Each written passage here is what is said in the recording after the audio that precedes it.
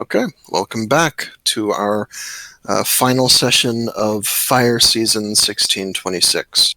A lot happened last session. Who wants to recap? I think Talak or Cacti might be best, and Philomena might also be really good because they were all super involved, and I did the one before this one, so I would feel weird doing it. I think Talak might be best. I can add to it. But I wouldn't mind if someone else started. Yeah, Talak actually stuffed their ancestor in a golem, so I'd like Talak to do it. Yeah, okay. That was a big deal. Yeah, it's the session started with Argrath's army catching up to us, because based on the information we'd supplied them, they decided, okay, now's the time to move. We had some conversations on the way to Corflu, and various characters did praying, various characters talked to each other, and then it was time for the big battle. Yeah. And Surma's uncle, Basro, who's the general of the White Bull's army, started with the War Khan, yes. Started with a big magical ceremony to inspire the army and basically cast an anti-demoralize spell on all of us. And we actually rode into battle on the river itself, which supported our weight magically because we had the support of the cleansed one.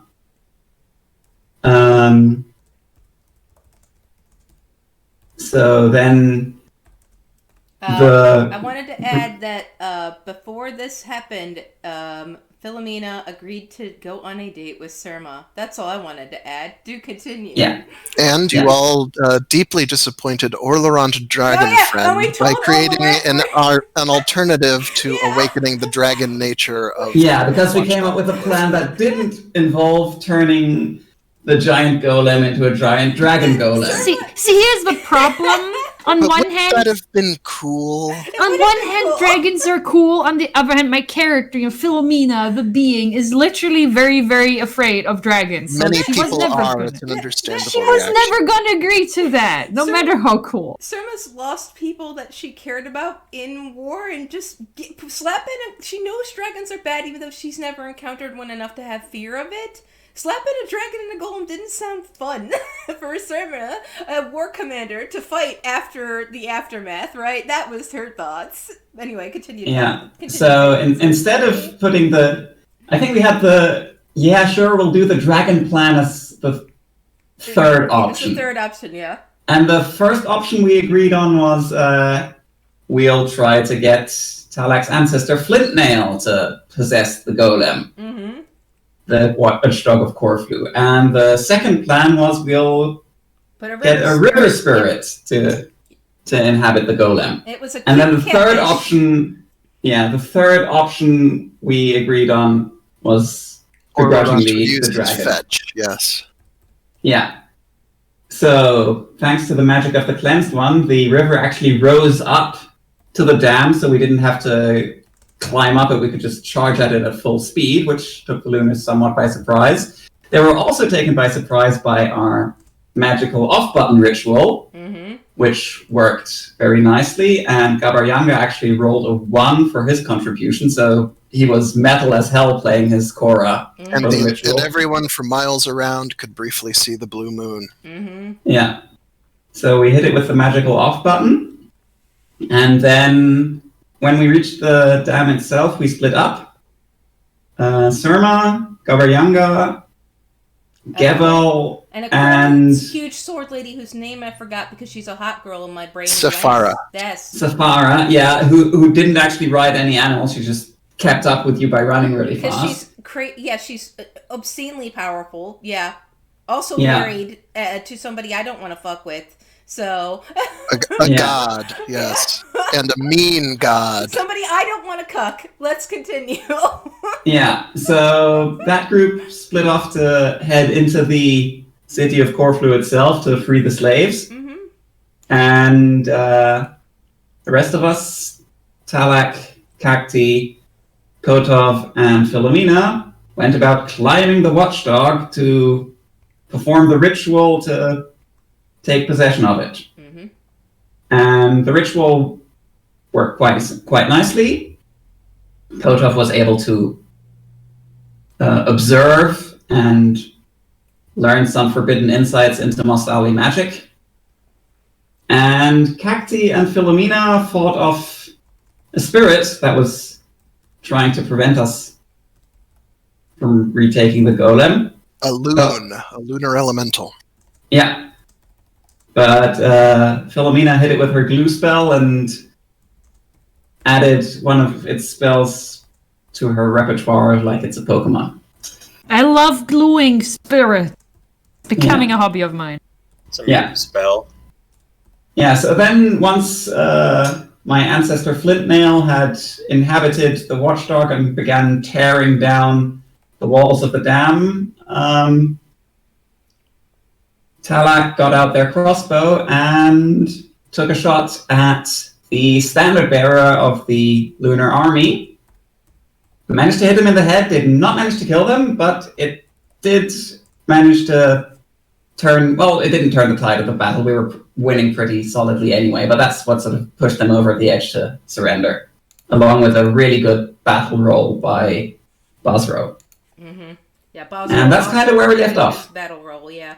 I believe we are currently settling Surma getting the rest of the freed people back to their boats or to behind the war lines, and I wanted like a timeline, but that's where Surma is. So yeah. Is finishing her job. We'll begin just after the Lunars up on the dam surrender. Mm-hmm.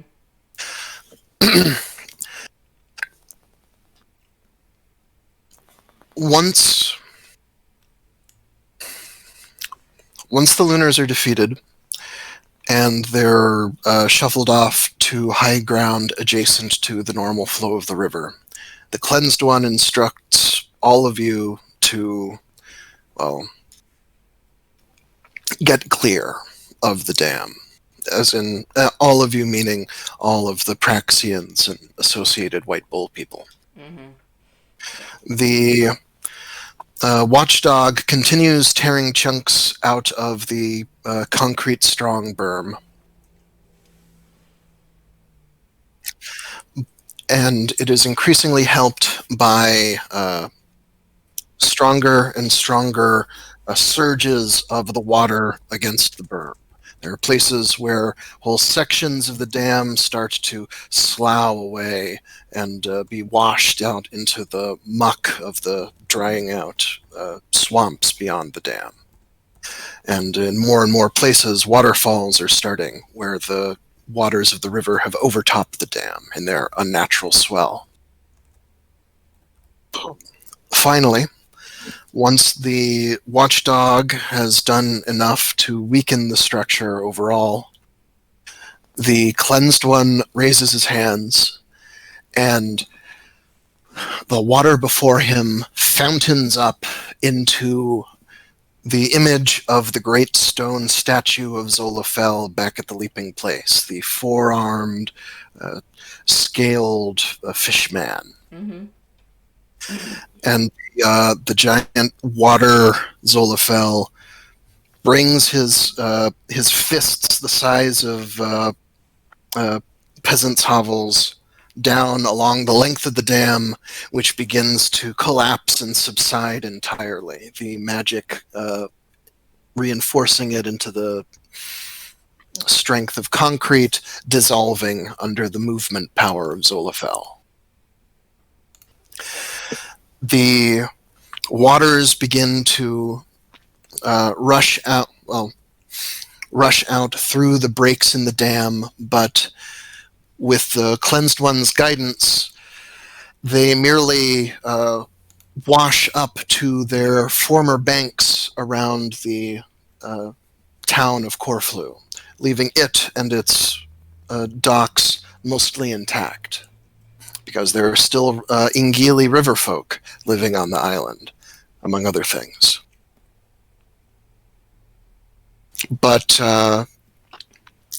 The dam, without the magic to reinforce it, simply becomes packed mud again and is simply sent in clouds of silt, among the rushing waters out to sea.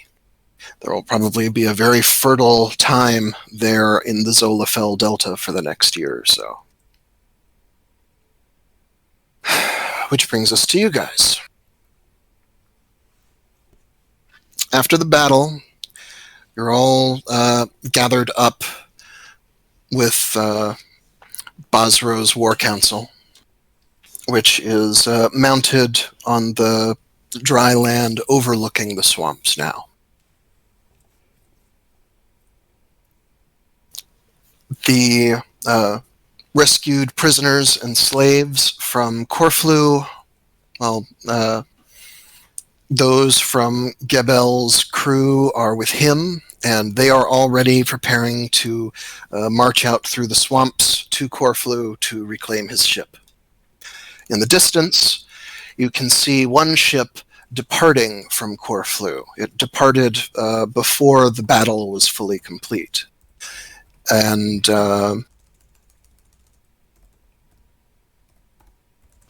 Philomena, you're the only one who's lived by a seaside city before, and you've seen a ship like the one that's departing before.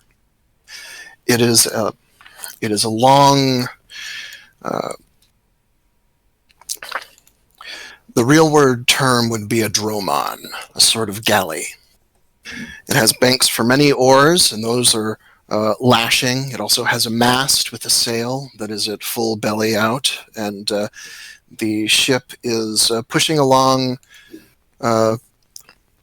south and west away from the immediate site of the coast.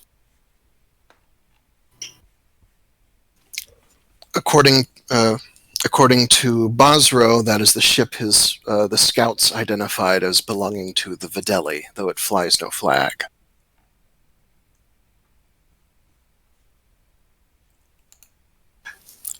Now, at this point, you have, well, how do I put this? First, let me post a map of Corfu. So, you can all see the island. The water levels have returned to their normal position, and there is a single tall-masted ship still moored at the docks. So, who is interested in pillaging Corfu? Me. Not me. I'm interested in. If Potap can get and Potap can go. Cerno's interested in getting a summary of how the battle played out, because members of Surma's family were in that fight, and she wants to know if there were any casualties, injuries, deaths. Additionally, is the Hound of Corfu still around, or did they just kind of? They've been helping with the dam. Yeah. Yeah, it's still standing there. It's much taller than the bottom of the river. It's now up to its thighs in the water, but it's still standing where it was. I'd like to talk to it as quickly as possible after getting the feedback from Basro on it. Talk to it? Yeah, I want to see if Flint Nail's still in it. I want to try to talk to Flint Nail. If you attempt to talk to it, it will not respond. Okay. Is Flint Nail is there a way to tell if Flint Nail is there intelligence in its eyes, or did Flint Nail come in, get the job done, and then just peace out? Is there a way to tell? I mean, I probably know. So, Surma will look at them and I guess. Well, I want to do this, and I don't want to detract from what Mischief Potap wants to get up to, but I do want to check this first. Surma's order of operations is any casualties, any deaths from her uncle. Yes, one of your cousins died charging the Lunars. Yeah.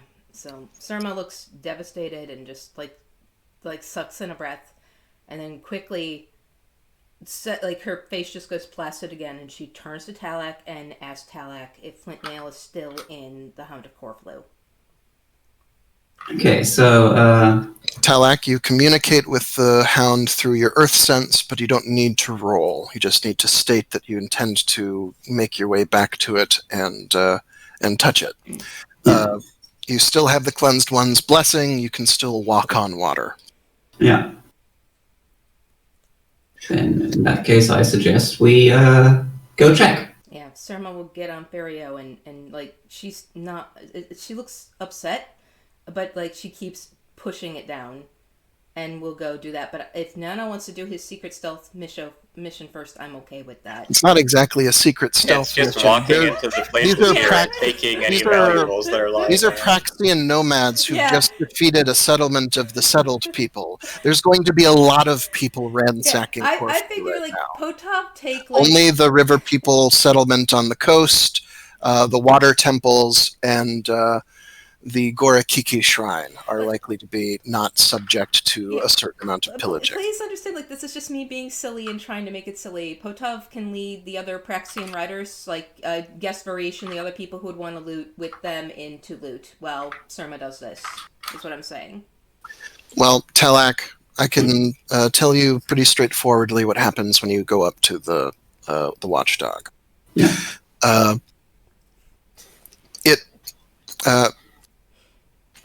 What Flintnail did was effectively, well, to put it in extremely anachronistic terms, what your joint magical ceremony did last session was put the watchdog back to factory resets. It had no predefined behaviors.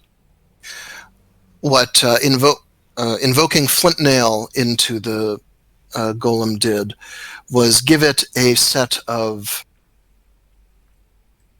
well, to give it an operating system, basically, through which you are able to issue commands, which you can continue to do as long as you're in more or less physical contact with the thing. Presumably, the Quicksilver Mustali back in Pavis could figure out a long-range solution, but that's what they're for. You're there to carve things. When you make contact with the watchdog again, well, it completed its last orders. It attacked the dam, and now the dam is no longer. Yeah. And so it is awaiting further instructions. It does not have any intellect of its own. It is just a construct. But it is now a construct with that is running Mustali Windows. Or more like Mustali Linux. Mustali Ubuntu. Alright, so there's no, like, Jenner, no, there's no intellect. Talak, you'll have to tell Surma. Flintnail's not in it. Flintnail just made it so you could program it, right? Yeah.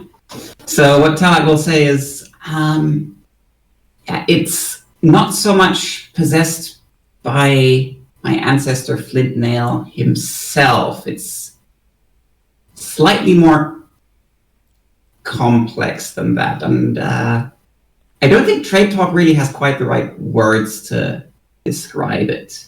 You could roll Trade Talk and augment it with your Mustali. Roll Trade Talk, and out of character, you're telling me Flintnail made it a Gundam that I got to drive, and in character, we'll make it Goloranthian. I'll attempt to roll Trade Talk augmented by Speak Mustali. Okay, so here's the augment. Unfortunately, we don't have a small man that can crawl up inside its asshole. Okay, I succeeded at the augment. Plus 20. Roll Trade Talk. Aww. Yeah. No. Trade Talk doesn't really have the words for... Talak, you try to make the analogy of relating it to writing an animal, but the exact... It's just too different from riding an animal, because a machine, like especially a programmable machine, is something that humans don't really have a concept of. It's like riding an animal. First, you activate the boot drive, and then it pulls the memory from... It's like riding an animal, only it's not an animal, it's a statue. So you don't really so much ride it as... and then a number of words that are just straight up Mustali terms, because there is no translation in Trade Talk. All right, yeah. Surma just kind of admits I don't get it, but the Flint Nail's not in there. Is basically what you're saying. Got it. Yeah. Is there a way that I could talk to Flint Nail eventually? We don't need to do it now, but can you? We humans. Yeah, it's real easy. You just go on a hero quest. We humans have a way to like talk to our ancestors through like visions, etc. I don't know. I suppose you'd have to initiate into the cult of Flint Nail. Is that something you desire to do? Not exactly. More get you or people who are maybe if you want to tell me more about it, but more currently my thoughts were getting you or other people who are in the cult of Flint Nail to bring them up so I could talk to them about something. But more, it doesn't have to be Flint Nail. I have some questions for the dwarves if there's a way that I could talk to them. Well, I mean, you can talk to me. Right, but I don't know what your situation is, and also I don't want to clog up the session, so let's come back to these two. I don't want to take too much session control, sorry. What is everybody else doing? Those of you who want to go pillage the town, make a search roll. I don't know if Cacti would want to pillage the town so much as check for survivors, or whether or not there were trees in the swamp nearby. The only trees are little. Well, there ain't much in the way of trees. Okay. But if you want to look for survivors, sure, that would also be a search roll. Alrighty. Let's. Can't remember if we had an augment since the day hasn't ended from last. It's a new session. All augments are washed. Okay. Would Earth be a good augment for searching in this instance? Earth is practical, and you're going to be looking at the ground. Yeah, sure. Alright. Hooray. This is an imperialist outpost. The only people living here are settlers, and it is perfectly okay to steal all their shit. Yeah, Surma's actually not even going to ethically disagree with this. She just has other priorities, right? Search. 3 plus 20 is... Aww. Yeah. Although neither of us get that far. Yeah.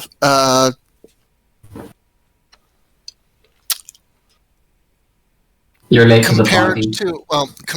to Praxian animal riders, Cacti and Potov are pretty amateur pillagers / search and rescue. Most of the stuff that was there to be seized is already seized by the time you get there. And Cacti, most of the people who were wounded have either already been put out of their misery or been healed so that they can be taken as healthy captives. There are not that... there are less prisoners than you might expect. From the available evidence...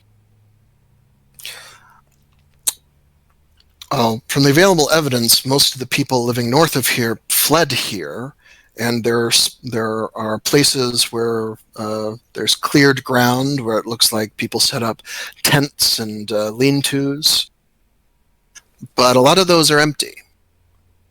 And I won't make anybody roll int to recall that that according to Gebel and Basro's scouts, the Lunars had been selling the mouths they couldn't feed to the Videli as slaves and exporting them in order to keep themselves supplied. There are still probably a few hundred settlers of the various lunar denominations who are rounded up, along with the several dozen soldiers who survived the battle on the dam. And those are all, well,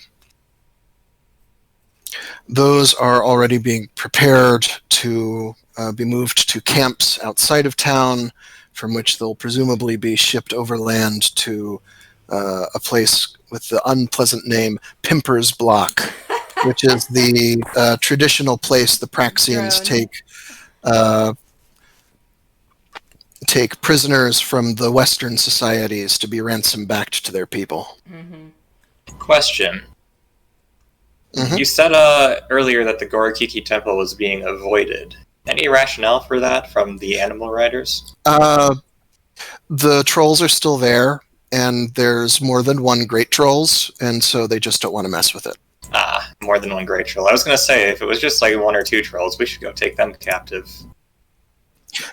They actually send a.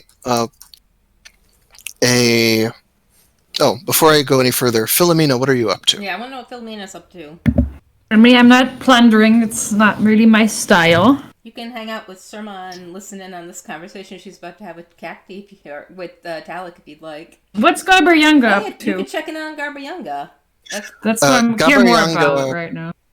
Gabayanga is with Gebel and Gebel's crew people, who are all heading through town, not plundering either, but making for the docks. Then I'll follow them. I want to see what they're up to. Okay. Then we'll get to that in a second. Uh, I guess back Cacti, to the... Cacti and Patav. While you are searching without much success in town, the animal riders do direct a messenger to you. A trollkin holding a harmony rune on a stick. He said they don't want to mess with it, and they know you're warlocks serving the king, so they leave talking to the trollkin up to you. I'm going to do a squat, so I'm on this thing's level. Maybe give it a pat on the head. Make a charm roll to see whether it buys that. I will start to give it a pat on the head, then retract my hand, as this is probably very filthy. That's more what it's used to. The trollkin says. But I'll still give it a charm roll just to be Sure. Not augmented. All right. Got it. All right. That is you take much longer to retract your hand than most humans, and the trollkin takes this as a sign of esteem, and puffs up his chest a little bit and says, "My grandmother wishes to negotiate. She had a deal with the moon humans. She wishes to make a deal with you." And who is your grandmother, little one? My grandmother is Zabzug Beetle Mother, Rune Priestess of Gorakiki. Oh. Does she have a reputation that she can roll right now? Or? Sure. I mean, you're pretty far from Dagori Inkarth. Sure. I mean, even without the reputation role, we can tell that she is. No, never heard of her. Representative role. Oh, okay. But Rune Priestess of the Insect Goddess, so at least according to this little guy. Well, I should probably go collect some friends, because we don't want to just get ambushed and taken captive, the two of us.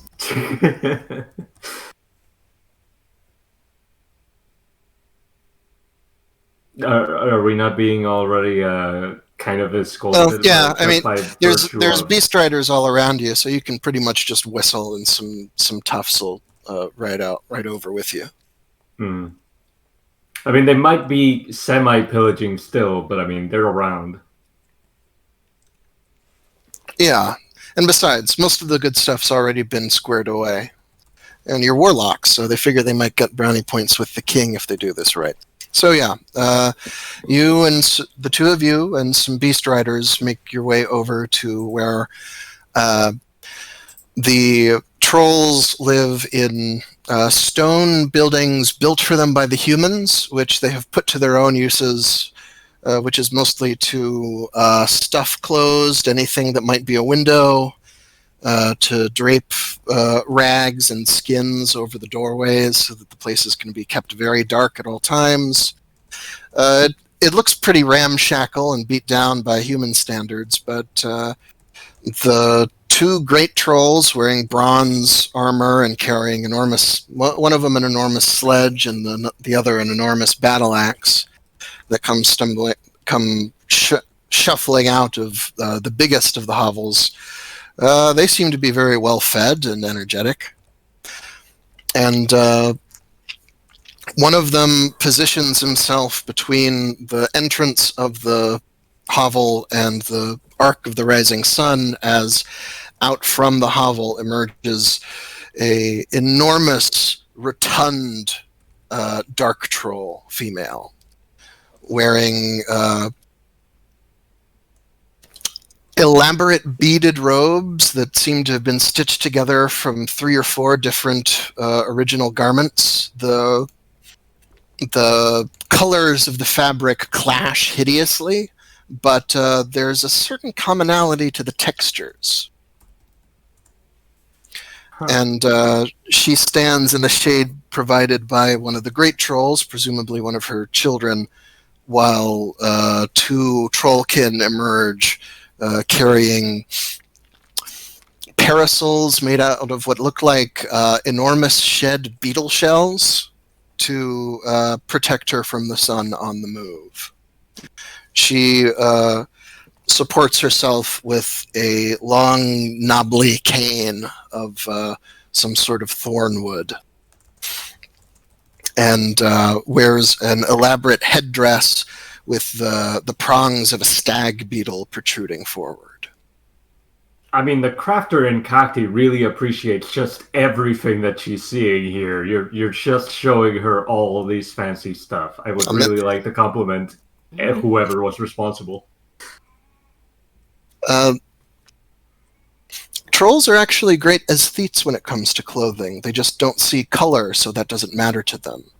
Well, not Pattern and just texture, not just the clothing, the insect-based parasol and the cane itself. The whole troll area did get washed a bit by the return of the Zolafel, but out in the muck, you can see a couple enormous long-legged water beetles that are like the size of oxen, that are strapped with a bunch of bulging bags, which presumably the trolls hung out on while the waters started to shift. Neat. Zagzug, she sits down on a convenient boulder with her feet digging into the nicely wetted muck and leans forward on her cane, and Potov and Kakti, you can hear as well as sort of feel the clicking as she projects her dark sense over you, and then beckons you over with long fingers with nails as long and thick as claws. I mean, sure. Is there something that looks like we can also see on it across from her? No. Or something? But you have your animals. That's fair. So we'll approach. Yeah, and once you're before her, Zagzug says, in pretty good trade talk, "Can you speak for these animal-riding humans? The new regime?" She makes an offhand gesture with her empty hand. We are representatives of the White Bull and can negotiate in his name. Okay. Good. The Tolkatsi family. She points to a now partially on fire, or at least smoldering. It looks like it was put on fire and then somebody doused it. Manor, the biggest house in town. They invited us here to placate the insects. Many of Dorakiki's blood-drinking children love this swamp. Without us, they will return. We will keep them at bay as we did for the moon humans. As long as you offer us payment and safety here.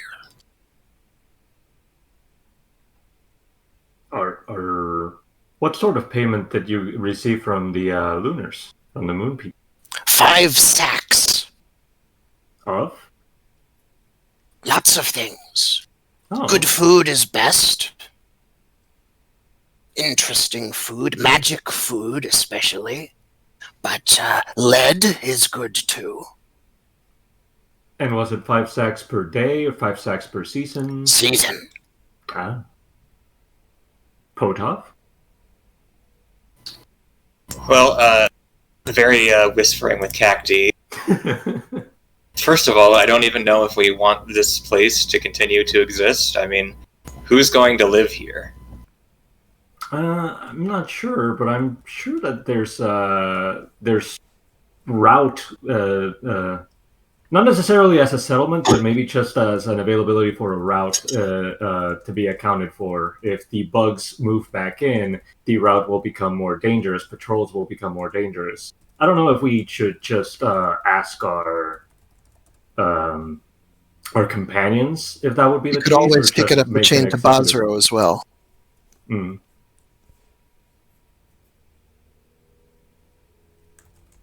Okay, for now,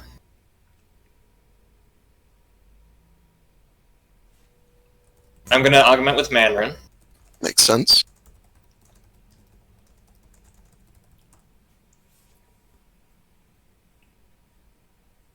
Okay. What you doing, Potov? We'll find out. What are you on? Right here, I think I'm Potov. going Please to don't roll- get us killed. Bargain, saying that they've been abetting the White Bull's enemies for some time and growing quite fat off it, which is a compliment to them. Oh yeah. But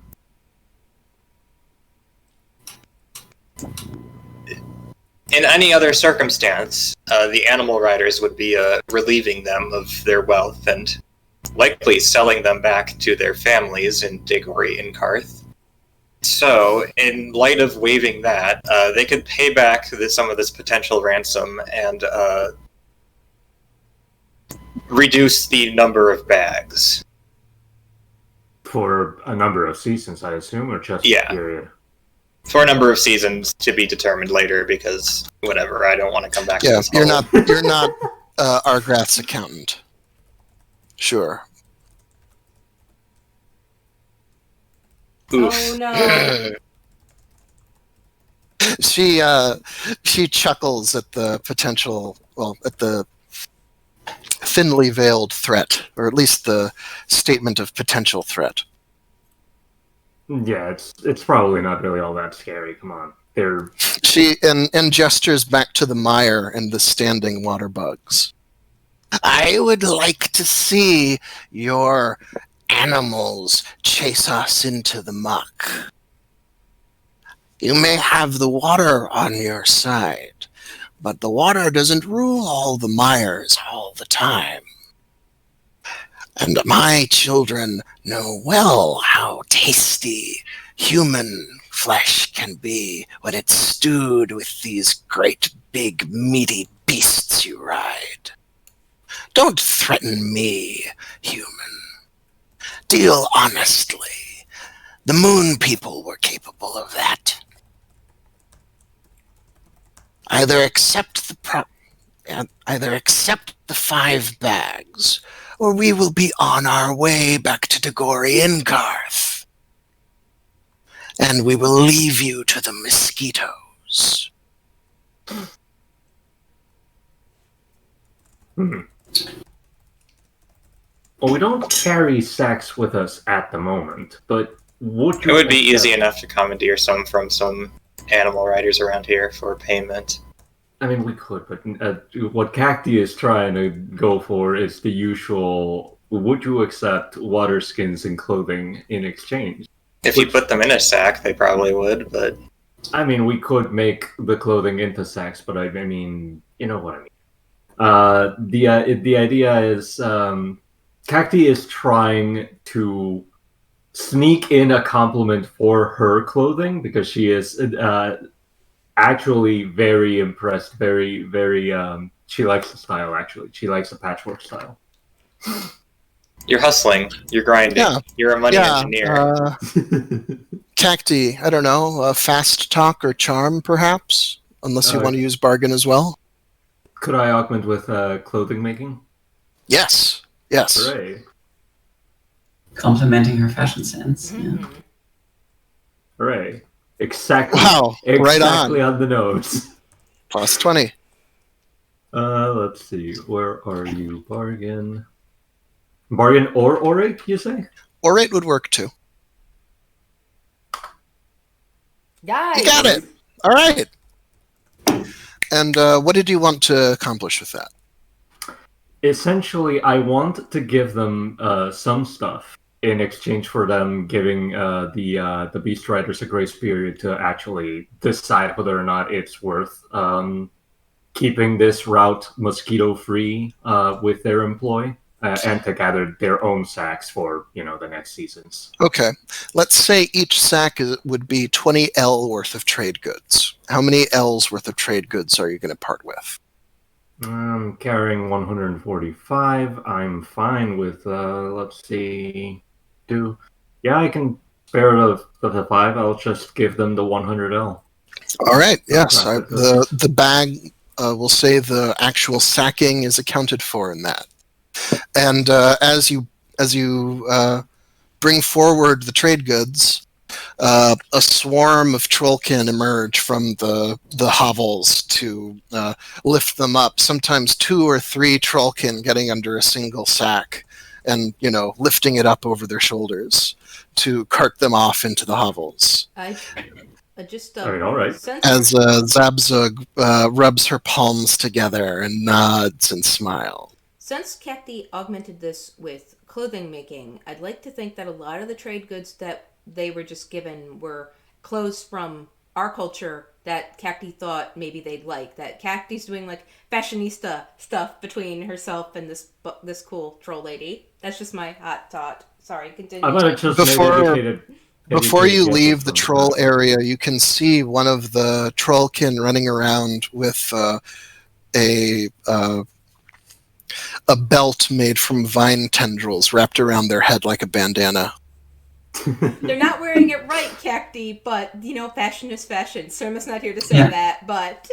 They're not wearing it as intended, but who's to say what is right? This is not Talak talking. Talak would have very different... All right. I can't believe I ruined the world machine further by giving them things that they're using wrong. Okay, you have paid the trolls, and if the White Bull's forces do intend to maintain this place as a port, you will not suddenly be besieged by various horrible insects. Yeah. Which I think everyone will thank you for in the end. Mm-hmm. I thank myself for that in the end. Jeez. Now, next, Philomena, who has not yet had a scene. Philomena, you accompanied Gabaryanga, Gebel, Safara, and their other people.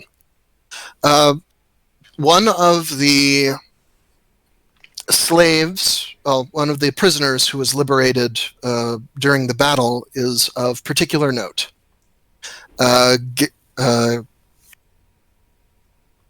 One of the sailors from Gebel's ship is a kind of person you've never seen before, and having lived in Nochet for years, you've seen all kinds of people, Philomena.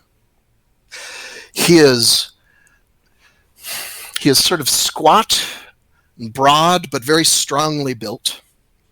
His skin is lime green, and he has no hair at all. No eyebrows, no beard, no hair on his head. So it's Shrek. Like a small Shrek with human ears. Okay, so not And, the stalking. This is an important feature. It's important. And Gebel is talking with him pretty closely in a language you assume is whatever they speak in Gebel's country. But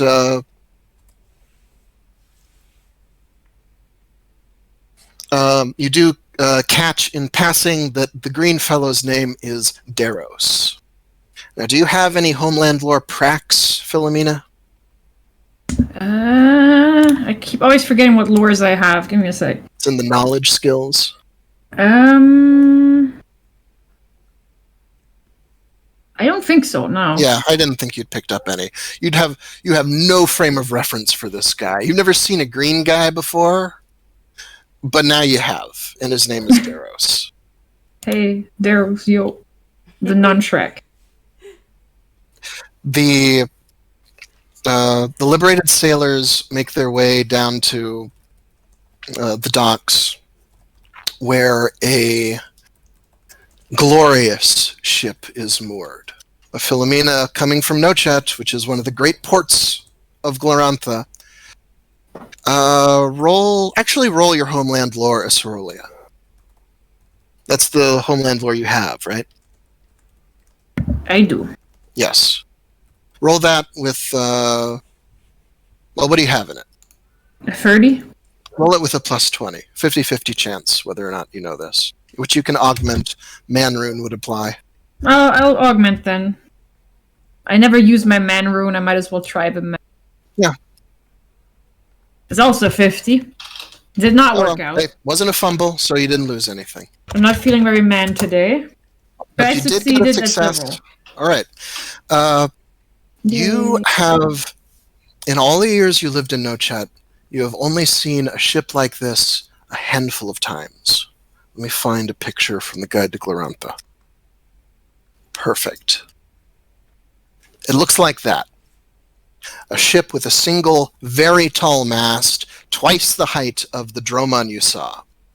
It does have the second higher crow's nest, but it doesn't have a device up there. It does have the eyes painted on the sail, though. Looks pretty cool. Though above and below are painted the water and movement runes. That is a Haragalan tall ship. And since you got a success on your Homeland Lore Nochet roll, Haragala is a place that is semi-legendary. It's far out in the East Isles, well away from mainland Genertella. The East Isles are sort of legendarily tropical paradise islands, basically. Coming from Nochet, that's pretty much all you know in terms of details. You've heard of what beautiful white sand beaches, crystal clear water, people who live in perfect harmony with the elements. It seems like an awesome place as far as you've heard. And Haragala is supposed to be the biggest, most important nation out there. These tall ships ply the seas all across the ocean. They're probably the best blue water ships in existence. And Gebel is very, very proud and pleased as he struts up the dock to it. Look at the portholes. Look at the deck. They never managed to break the wards. The lunar bastards never got inside. Ha! I knew it. I heard some of them get fried when they try.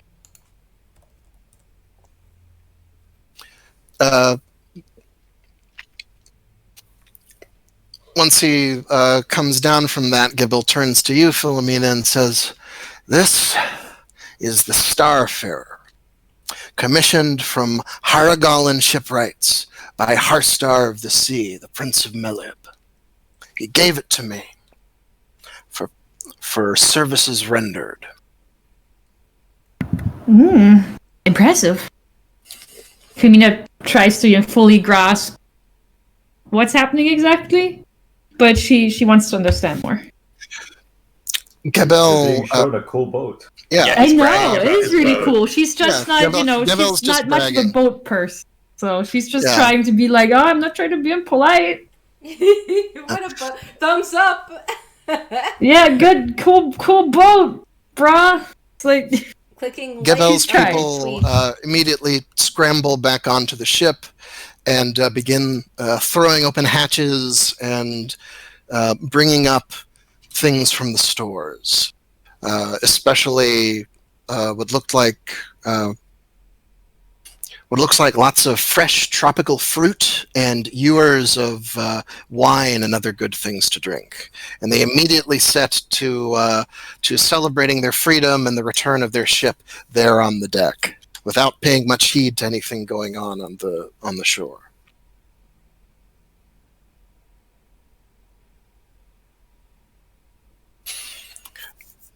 Gabaryanga stops on the docks beyond the ship and looks down at you. The Blue Moon said I was supposed to find this man and this ship, apparently. This is what will carry me to the next step of the quest. so now that we've accomplished what we've accomplished here, how is that going to help you going forward? I guess I'm still trying to comprehend this bigger whole of. Oh, she wasn't there when Surma was in the meeting when he and Argrath were trading like what favors they would do for each other. But Yeah, Philomena Him- needs Yeah, to grasp the okay. whole yeah. Gabaryanga request. explains then, yeah. When we met the intellect of Artmal, he was able to tell me of the other places where Artmal's bones fell to earth after he was defeated.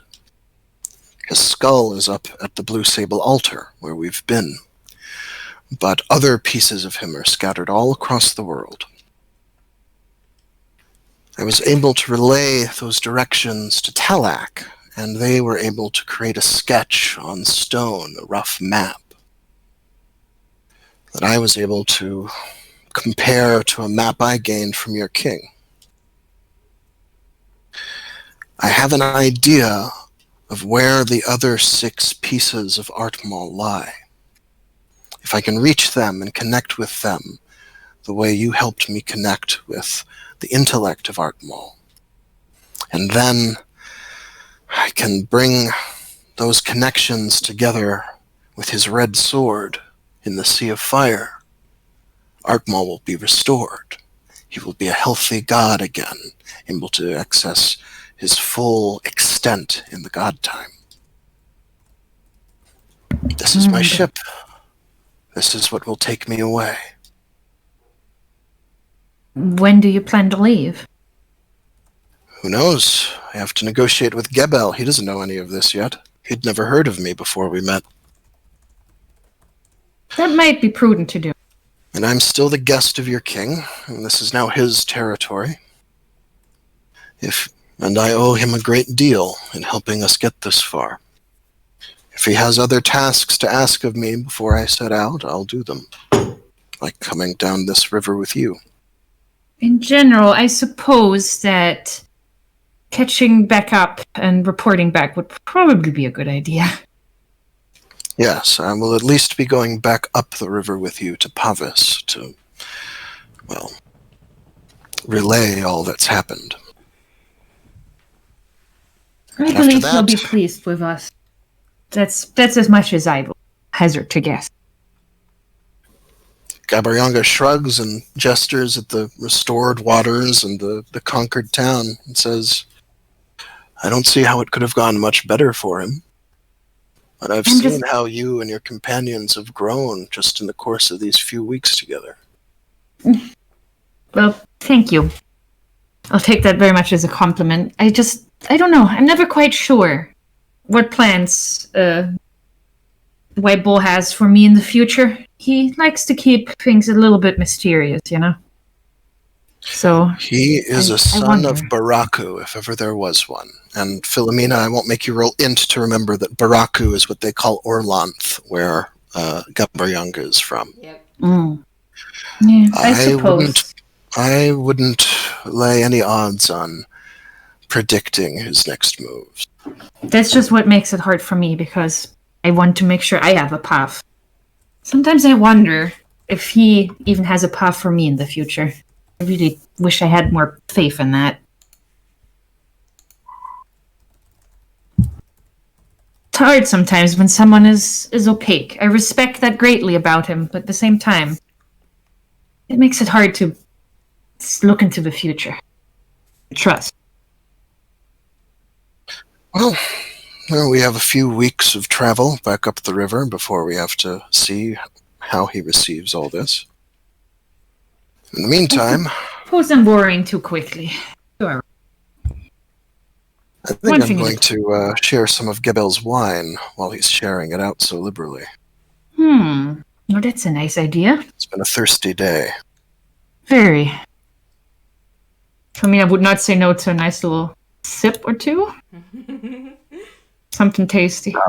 And especially to ease her anxieties about whatever Argraf's plans are. And Gebel has shit like rice wine, which is yes, more like sake! vodka. Yes. Oh. So don't drink full glasses of it. Yeah. Especially not at size 3. But a little sip or two. A little thimbleful. For the little duck. She remembers, she remembers the visions she had. Good especially from the rock. Except no substitutes.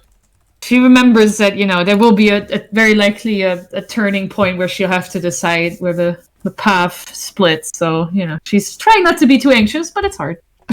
Okay. So a sip of horribly strong wine sounds great. Now, switching gears, back up at where the dam used to stand. Talak, and Surma, what are you up to? So let me finish what Surma was going to say. So here's what Surma says to Talak on what Talak told her. Again, she didn't understand, but Talak said that they could speak. She could speak to them about the dwarves and what's going on with them. So Surma says, "Okay, look, I don't want to blame you for anything. I don't know if you speak for all dwarves. I don't know what your role is to them up here. What I do know is that just because I haven't seen something doesn't mean it isn't happening, but also you're the only dwarf I've seen up here putting any kind of skin in this game." And she gestures out towards the battlefield, whereas I've lost family today.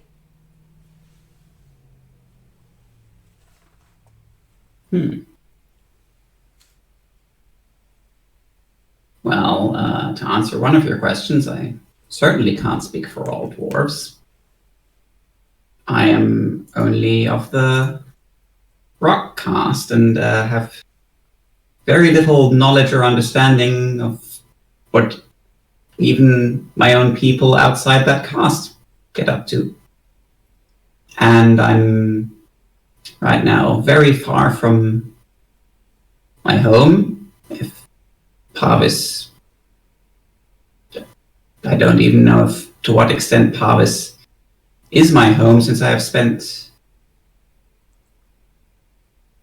not a lot of time there of my existence so far. So yes, my insights into the motives of dwarf society as a whole is very limited. What is your knowledge of chaos and darkness and the other more evil parts of this world? How familiar are you with that? Well, I know that darkness is one of the elements of which this world is comprised and a necessary part to keeping the balance. Whereas chaos is the absence of that balance, the destruction of that balance. So chaos and darkness are very different things. Do you know if there's something going on in the Underearth? Or are you doing some kind of out of sight, out of mind thing? You, the dwarves. Is there something down there that is keeping you from putting more people up here. The reason I ask is because this shit, chaos and darkness and wickedness, it sinks. It won't stop at the surface.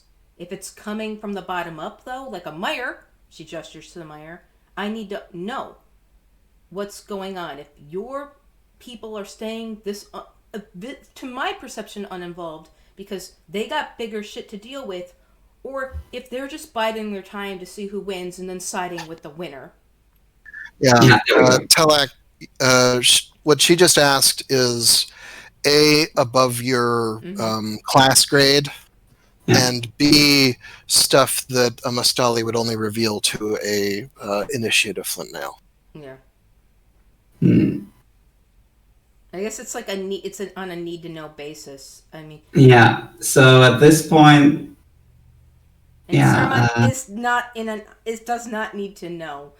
Yeah. So at this point, Talak is sort of, well, I have only very limited knowledge of. Well, I wouldn't even call it knowledge. Very limited understanding of what you ask, and what little I do know is not for the humans to know. It's a need to know thing.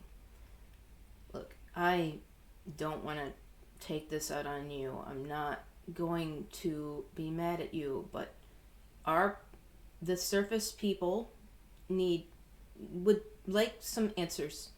The only thing I see is you up here. Maybe there's more going on that you don't know.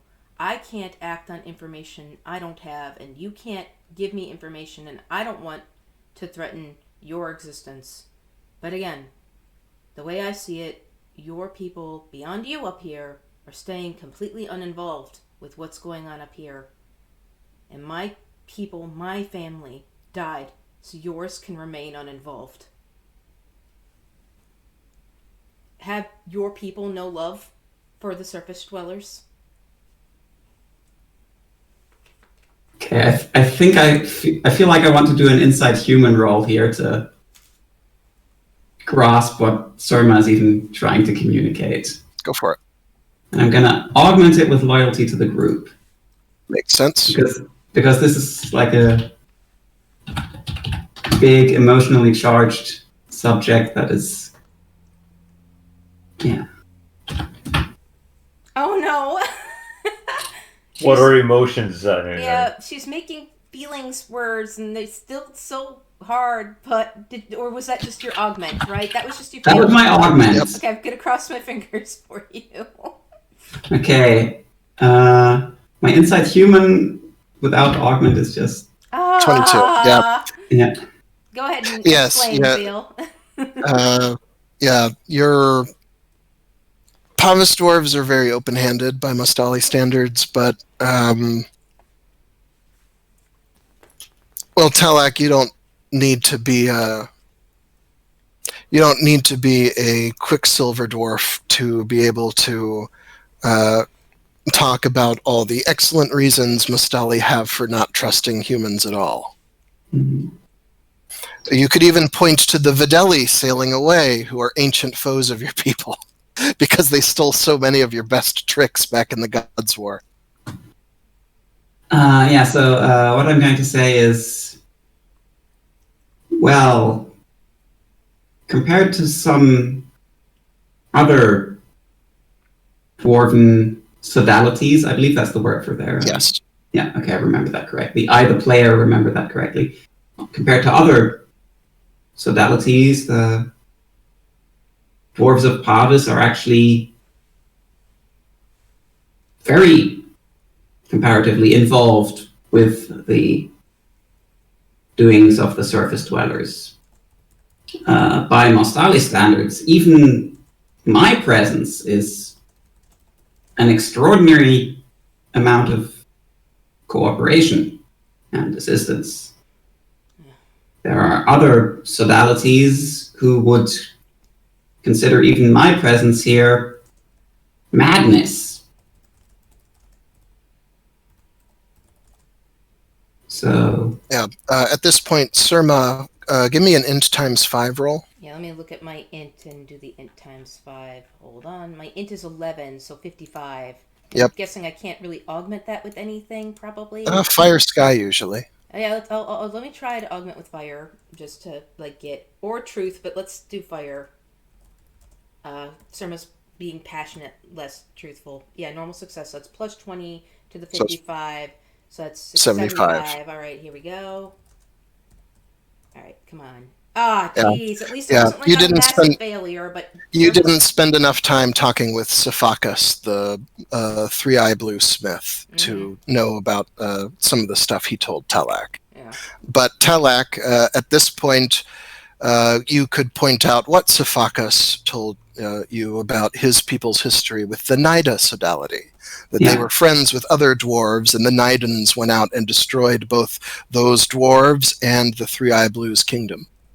Mm-hmm. Yeah, I think Talak will bring that up. Yes. Sometimes dwarves will even fight other dwarves to prevent them from any form of cooperation with the surface dwellers. Mm-hmm.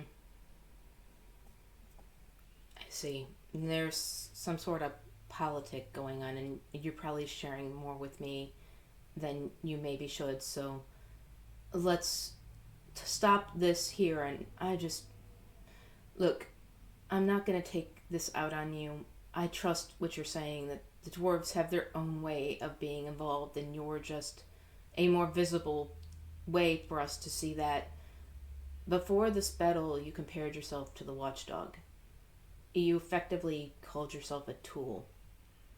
Now, I don't like that, but maybe that's what makes you happy. You have your agency and your preferred way of living. I have my agency, my preferred way of living. Let's live and let live on that.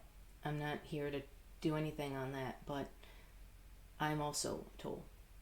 I don't like the tool that I am, and how I've been used as a soldier, as a warrior. And this is above my pay grade too. These are answers that I will never get as just an expendable soldier here to die for causes of great people. Same as you.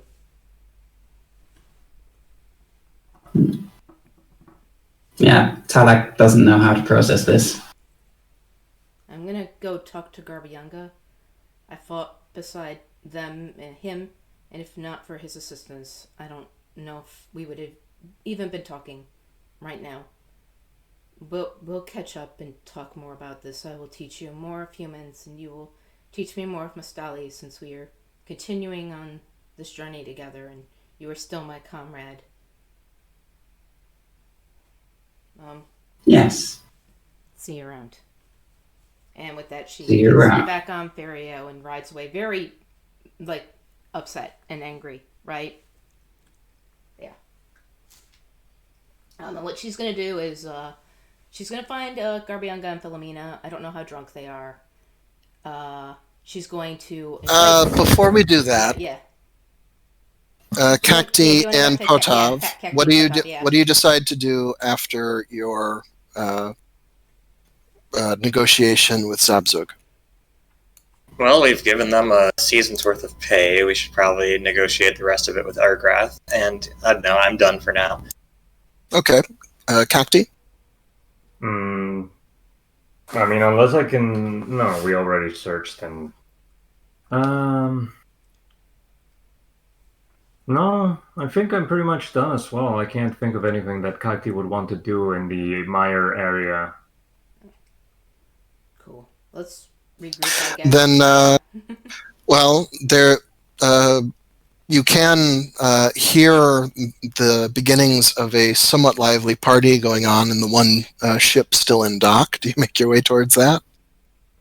Sure, why not?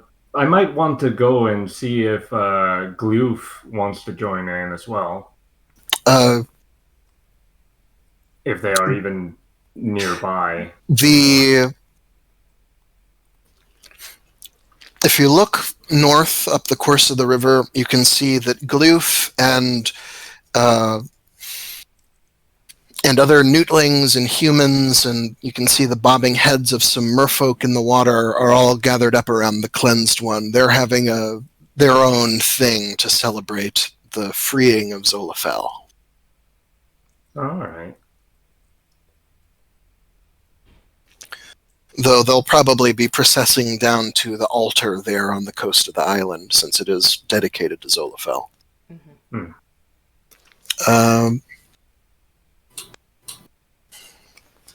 Potov, what about you? In lieu of other things, will you make your way down to the Haragalan ship? Sure, and let's party. Mm-hmm. Yeah. They've got sake. Got sake. You can hear an accordion going, which most of you've probably never heard before. They're more a Western instrument. Let's sing some sea shanties. Do you know any, Potov? I'm gonna roll sing. Yes. The year is 1626. The oceans are now battlefields. Mm-hmm. I'm still augmented with a man, so yeah, fuck Napoleon, let's go. Hell yeah, special success! What was that again? That was a roll to sing sea shanties with the boys. Nice, yes. And you sing it so well that you're able to guess the answer to Gebel's lesser of two weevils joke in advance. God damn it. I watched that movie just a few weeks ago. Anyway. I did too, so...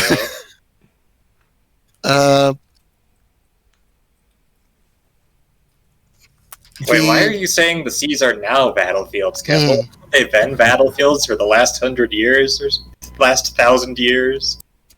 Only... First, you keep calling me a Pujaleg, Potov, and I'm not Pujaleg. I'm only half-caste. I've told you this maybe 3 times now. But anyway, no, the oceans have not been battlefields, except in a very metaphysical sense, and Dormal won that war anyway. Gebel pats his palm over a place on his chest where the full body bat tattoo is shaped to very distinctly give the movement and water runes of Ormal's cult on either of his pectorals.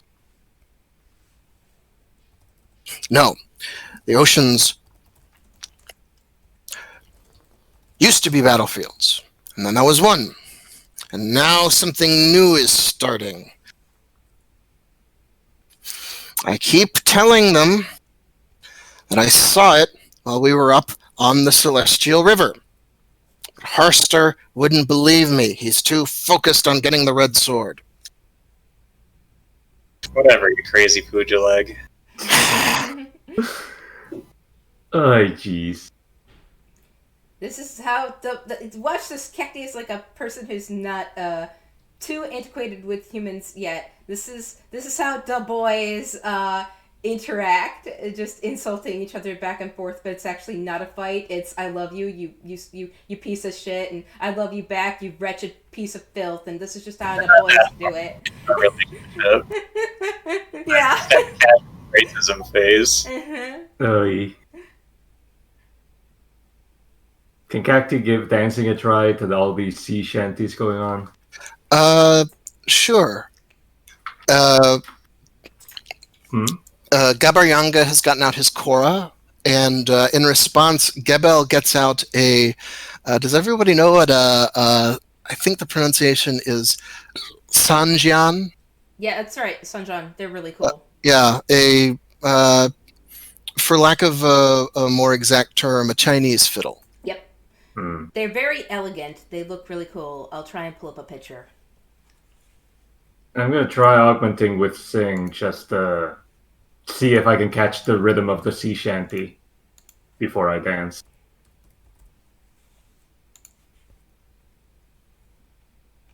Gebel gets one of those out from below decks, and he and Gabaryanga start to freestyle. And Cacti is doing a magnificent dance. That was my augment. Okay, plus 30. Yeah. So, dance is... The Elven interpretive dance doesn't go over great. Gebel The rhythm is great. She's great at keeping the rhythm. It's just the dance is really weird. Yeah. It's very stiff and tree-like. Safara, Gebel's first mate, explains, we've never actually... Well, I mean, we've seen green elves before, but where most of these people come from, they only know yellow elves. It's all very foreign, which is actually surprising. We're very cosmopolitan, usually. She is drinking... she has a whole flagon of soju, and she's just quaffing from it. Doesn't seem to be minding. And if you look into her deep cup, there is a snake coiled up at the bottom of it. Is that like mesquite, but with a snake instead of a worm? You never heard of snake wine? I guess not. Well, they do it here in Prax. It's rattlesnake wine. Let me find a picture. I've had it once in southern China. You just... It's liquor with the dead snake coiled up in the bottom of the bottle. That's pretty much the whole thing. So yeah, it's like mesquite, but substitute the worm with a snake. Precisely. Once she is finished drinking it, she pulls out the snake and starts eating it from the tail down. High in protein. Yeah, and going to go over some pretty significant visions as the night goes on, but that's part of the point. So, the Beast Rider, the rest of the Beast Riders are a little hesitant to hang out with these foreigners, but Orlerant is not. Orlerant is happy to mingle with weirdos, being a weirdo himself, and before the evening is over, the dragon friend is up on a crate doing a good old-fashioned Orlanthi jig, like river dance. And despite being, his beard and hair having gone gray already, he's quite spry. Jealous of that dancing ability. Now, does anyone else have anything they want to do in the immediate aftermath of the conquest of Corfu? I have I want to join in the celebration after this roleplay. I want to dance. I'm sure drunk dancing will go great. Yes, Philomena, what do you... Philomena dancing, yeah. What do you... do you want to augment Philomena?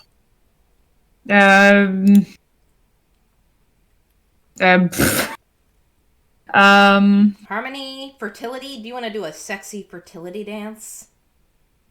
Or do you want to do a more peaceful harmony dance? Or do you want to do like a graceful movement dance? Can air be used in any way for Absolutely. Yeah. Air is all about moving around. Okay, that's what I'm saying. I don't really augment with air very often. Maybe I should Give it a shot. Nice. Ooh, a special. Orlanth smiles. Orlanth is pleased with me. Hell Plus yeah. 30 to dance. Because I kicked ass today. That makes sense. Did it, yeah. Okay, so let's see. Dance 73 plus 30. That's a 103. 103. I believe in you.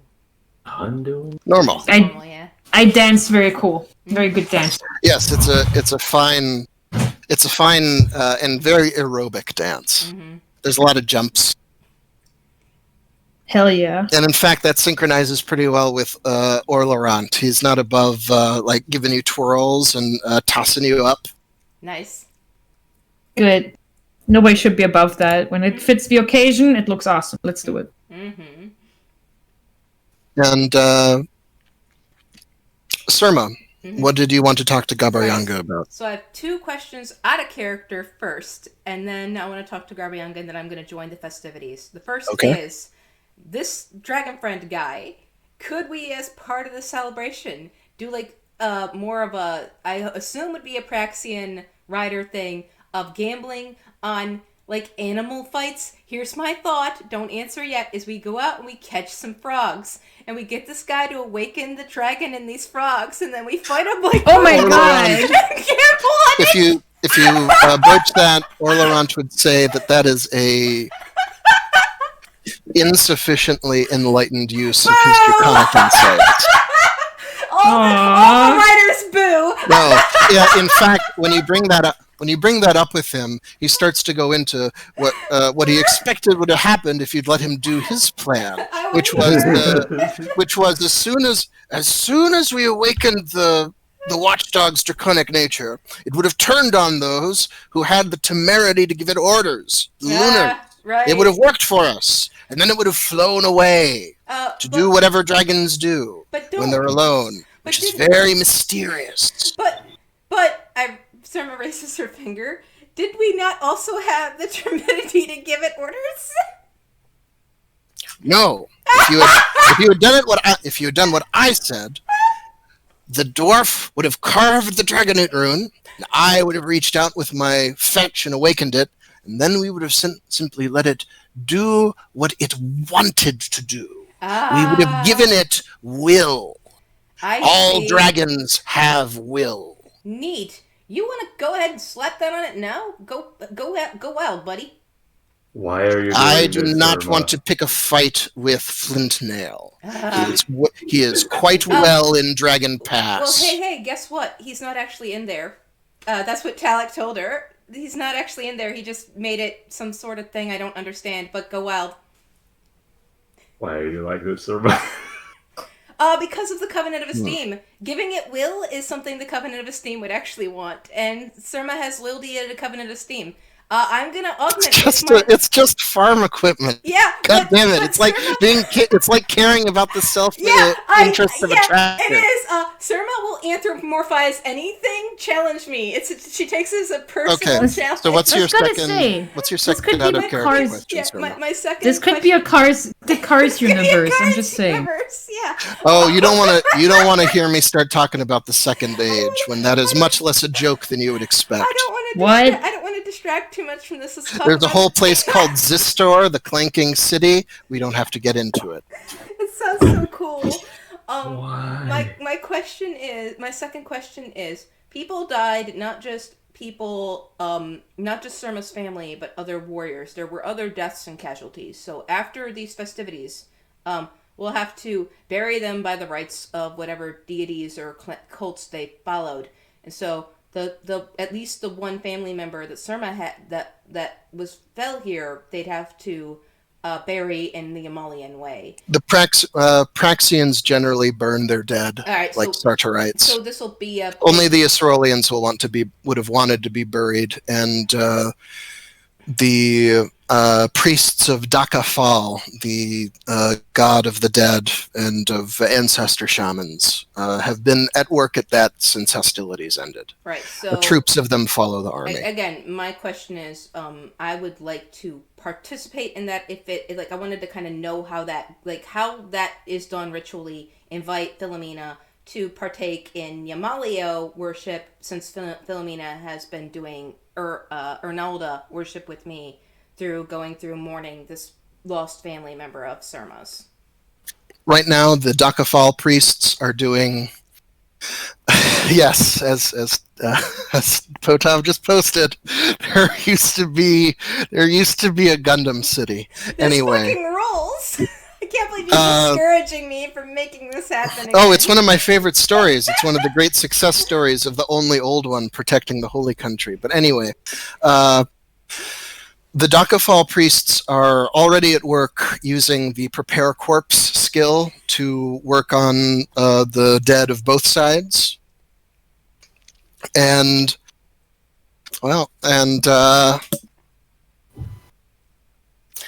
So tomorrow morning, the Yelmalians would be performing sunrise rituals to ensure that the souls of everyone who died according to his cult get to rise from the underworld and up into the light at the end. So if you want to participate in that, it would be the next morning, and a sing roll would be appropriate. Yep, okay. Well, we'll do that after the fact. I just wanted to make sure that this was basically the way it is done, is a celebration after, and then the morning, MOUR, right, in the morning. Yep. I wanted to make sure that we weren't doing anything taboo, yeah. once the corpses are prepared, they'll be laid out on biers to be set alight as soon as the sun crests the horizon. Yeah. So that the smoke rises up to greet the sun. Yep. Okay. So yeah, Surma will just join in the festivities since this is. I, the player, wanted to make sure that I wasn't gonna be doing anything that my character wouldn't do, which is respect the dead first, right? So yeah, Surma will drink and join the festivities and dance and sing with Philomena and the rest, and invite Talak to dance and sing along with us, or do whatever Talak does. And also, like I want to get Talak to do the thing because they haven't done it yet. So Surma's gonna ask. Do dwarves even have fun? Do they have games? Well, Talak, I think They you play know enough Warhammer. about yourself at this time at this point to explain that. Yeah. Yeah, I mean, I showed you the battle simulation system that. The Gods War game system. Yeah. Surma grins. I thought that was a special dwarf only thing. Is that something we can all do with you? Yeah. She gets Bazro to fight, to battle you because he's a war commander. He's a war con in that game. Let's go fight Bazro. my uncle. Go 1v1 my uncle in Warhammer. As part of his role as Warcon, Bazro is participating in very private religious ceremonies afterwards. He will be indisposed. Let's get That's Yolmalio himself on the battlefield does not get to party. Yeah, in order to involve Talak in the celebrations, Surma's gonna as the sub commander, I guess is kind of the role she took in this. She'll get a lot of the warriors of her tribe, the Cerulean Crocodiles, and the warriors who joined from just the White Bull to play war games with Talak as part of the celebration. Yeah, although I should warn you, in my experience, this game does not mix well with alcohol. They won't care. Well, okay. Varish might break the board if he loses, but the Cerulean Crocodiles aren't sore losers. I can't speak for non-Cerulean Crocodiles. You see, the miniatures representing the warriors are very very detailed, handcrafted figures, which take a lot of care to assemble, and it would be a shame if they were damaged. Mm-hmm. I guess even unintentionally. For me, I want to do both, but I don't want to hog up the session. I want to sing and dance with Philomena, and I want to play a war game with Talak, and I want to talk to Garba Yunga, but I want to talk to Garba Yunga first. So let's do that now that I understand this. So Surma invites Talak in to play war games with the warriors, and then goes to talk to Garba Yunga. Surma says... Yeah. Gabrianga is taking a break from playing the Kora. He's drinking some mead and leaning against the railing, looking out at the homeward ocean to the south. She pulls out, opens up her pack and pulls out the small cup that she, soldiers bring with them, and pulls it off of and holds it out so he can share, pour some wine for her. Yeah, it's a horn of mead, but he pours out some for you, yeah. And she says, it was an honor to fight beside you back there. I'm just pleased it went as well as it did. I don't think it would have if you hadn't stayed behind. There was no circumstances where I would have left with the others. I meant what I said about following you as far as I can. And I meant what I said when I told you.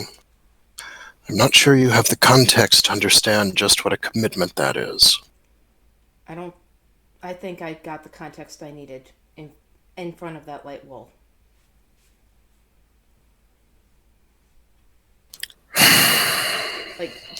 He's a fellow soldier to her now, right? Well, I was talking about this with Philomena. I'll be going back up the river with you and the others to relay all that's happened to the White Bull. And I also intend to share as much as can be shared about my experience at the Blue Sable altar.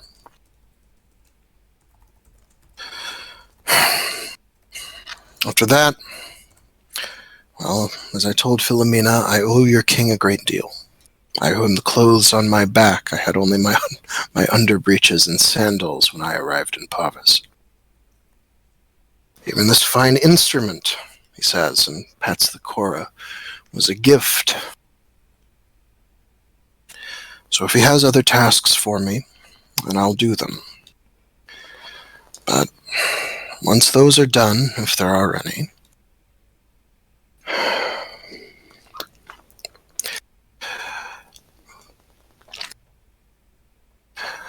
the quest will be over sea and over land and possibly into other worlds. Possibly dipping into other worlds simply to get to other places in this world. I've done that before. It is dangerous. It will take years, probably. But if you are resolved to come with me, I will need all the help I can get. I feel I have largely made the same commitment to my king, our king, my king, as you have, to where I swore to my king that I would do what deeds he needed of me before pursuing my own. I also have a personal quest that I am considering undertaking that I need to run past our group. You are part of that group, by the way, involving the thing I told you at the talk with Argrath that I was in about Your past with my darkness. past with the Dark Eater. Yes, I've been invited by Hargrow Darkbite to speak to him on that nature of my past. It's something I want to see if you and the rest of our companions would be okay with me pursuing, and I want to make sure that it overlaps with whatever you are doing or whatever the king is doing, because I want to do both. I want to see if both is a thing that can be done. I don't like this idea of choosing one or the other when you can try to choose both. I guess I'm going to see how it plays out. Well, I can't be much help for you with Hargrow. Mm-hmm. I have never known many trolls. The full dark trolls don't do well in slavery. They usually simply starve themselves to death if they can. Most entities don't. So I didn't meet many in Fonrit, though they do harry the plantations sometimes. Yeah.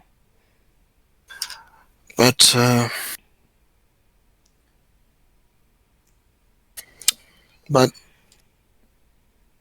well. This isn't what I just wanted to thank you for being beside me as a friend and fighting beside me as a warrior. I hope we can continue to grow closer. Thank you, Surma. Yeah. And she, offers her hand to him to shake hands, in a warrior way. The wrist. Yeah, he grabs clap. you by the forearm, not the wrist palm. clap. Yep, and they shake hands in the warrior way. Yep. And then she'll go and drink and party and play war games with Talak. So I guess I'll begin with the same with Philomena. Anybody who wants to play Warhammer during the party, like a nerd, can roll games or battle or something else they can justify. I'm not getting out the miniatures in a party. I'm too busy with dancing. Alcohol on a boat. It's on a boat. We don't have an even surface to play on. It's not going to work. But I would be up for playing Go or something. Yeah. Oh, yeah. They got succeed. So no, we're playing right here, Talak. It's a rematch, and this just makes for better terrain. Yeah, it's just better terrain modifier. Okay. What skill was that roll? Game. Yeah. Potop throws down the gauntlet right here, right now. Rematch 1v1 me. All right. Well, actually, I played Surma last time and macked on her girlfriend. I don't know why you're asking for the rematch when I was the one that got thrashed. What happened? Play Warhammer! Listen, I'm drunk. Let's go. All right. Let's go. I'm going to cheer you on. Yeah, go Talak! Okay, what shall I augment with? Is this a skill I can roll, cheering them on or something? Motivating them? Is this something I can do? Oh, yeah. Sing, orate, charm, whichever communication role makes most sense for your approach. I'll sing battle songs. Let's do it. I'm still augmented, right? With Yes. air, will that work? Yes, the air will last until sunrise. And air is a very orate-friendly role. Oh, Whoa! 98, auto-fail. Oh I'm gosh! too drunk! Yeah, you're too drunk. It devolves into a lot of quacking. Oh, nice. Okay. Okay, sorry. I'm gonna try. I just augmented with my man rune. I'm just gonna be very That'll work. Yeah, very human about this. Like very. You want to know how humans do this, Talak? Just go for this right here, right now. This is how. Okay. This is me teaching you about humans. Okay, well, since we're on a ship and I'm playing my water rune army, I would like to augment with my water rune. Hell Makes yeah. sense. Yeah, and I'm bringing out to be appropriate, I'm bringing out the naval battle Oh, supplemental rules. And what I'm gonna do is I'm gonna do gonna attempt to do sports commentary over this. I'm gonna orate over the battle as it happens, like John. Okay, I got a very nice failure on the augment. very nice. Yes. Now, these naval rules are controversial and have caused multiple schisms among the Mostali community. Yeah, so just base. Raw games or Yeah, Some of them just briefly lost their mortality over this and started to age. Yeah. all right. Yes. You try to play the naval rules, but you keep playing your ship like a fortress, and Potov's just able to run rings around. Yeah, Yeah. let me try and orate this John Madden style. Oh yes! I do. I orate over it John Madden style. That'll be my Yeah, celebration. There's probably some level of disagreement where Talak says, "Oh, it's because the ship keeps wobbling. It's moving your units about. That's not fair." And Koda probably responds with something like, "Oh, it's just the This is nature of the game, baby. the temperamental ocean." Yeah, for some reason, as the tide rocks the ship very incrementally, it just results in a lot of Potov's cocked dice coming up normal and very good. These are do you check the dice to see if they're loaded? Well, they're Talak's dice. Oh, okay, they're not then. Yeah, okay, yeah. It's his stuff. Yeah, I wondered if Potov had brought his own dice, but no, that's fine. Yeah. Yeah, I mean, you can't play Mostali Warhammer with just regular human dice. You need special dice. It's true. Yeah, it's not played with the D6s. It's played with D10s, D8s. Gotta go What are with the weird you gotta shapes? go with the weird stuff. These are D12s. You gotta bring out the fucked up shit. Yeah, although I mean, the D6 would be very appropriate for Mostali since it's shaped like the Earth rune. That's But valid. I mean, Well, the Earth rune is the Earth itself is a lozenge, not a cube. It's D10 to represent the Decameron. yeah, Ooh, yeah, yes, of course. There's 10 casts. Nice. So Yeah, got it. Yeah, makes Yeah. sense. Yep. it's played like a White Wolf game. Yep. Anyway, yeah. Does anybody else have something they want to add as the evening goes on? Surma's gonna drag Cacti into the celebrations since she's not celebrating yet. I mean, she has been awkwardly dancing. Yes, I don't know what you're just saying. it didn't vibe with most of the audience. I didn't want to have Cacti try to backseat game Talak when she sees that he's failing. I want to dance with Cat. Do Damn. it. You want to try teaching Cacti how to dance? Yes. better? Yes. I mean, All right. sure, why not? Finchin? Yeah. What is your augment coming from at the moment? Air. Right. Which applies to dance. If you want to coach Cacti, then Cacti you can add the benefit of that air augment plus 20 to your dance. Oh, wasn't... Do it. wasn't Mine was 30. Philomena's Mine was a plus special? 30. Oh yeah, 30. It was a special. Yes. Would quite. that transfer too? Yes. Yeah, plus 30. So plus 30 to your dance, Cacti, to try again with Philomena's guidance. Okay. The drunk duck. I don't Duck's add got- my old augment to that. No, augments it's a don't new stack. Okay, so Just it's just flat it's plus gonna be 30 to dance. it's just gonna be a straight reroll then. There we go. Oh, oh well. Yeah, you try, but Cacti's too tall. That's the main Aw. problem. You're trying to lead, and I'm like, I'm like a school mom dancing with a child that Aw. doesn't have hair. We can make this work. We can engineer a solution. Like, Let's make her some Stilts for stilts. Philomena. Yeah, let's get her some I need stilts. stilts. Yeah. if Philomena sits on Talak's shoulders, Oh, valid. Yeah. Yeah, valid. that'll be. What's Talak's size? 12? 10. 10. Okay, so So together plus would be 3, size 15. 13. That would be pretty close. Pretty Let's close. do it, do it. Do it. Okay, that only has the disadvantage of Talak supplying the Yeah. feed of the equation. Okay. And You don't have to roll. I'll say that upgrades the failure to a success just based on the ludicrousness of the image. A cactus elf is dancing with a Mastali with a duck riding on their shoulders. It might not be a good dance, but at the very least, it's interesting It to is look extremely amusing. Let's say It is that very- much. it's a This very is memorable. Newt shit. Okay. at. Does that mean I get a free check on dance or not? Yes, Yeah. you can take a Okay. check. Do I also get one? Yes. Well, I can't What? be the GM. Sorry. All right. Anyone else have something they want to add before we close? I want to the party on the roleplay start? with Potov. Maybe we're gonna see how in. I'd like to character- leave. Really quick. No, listen, hear me out, Potov. Service says, no, listen.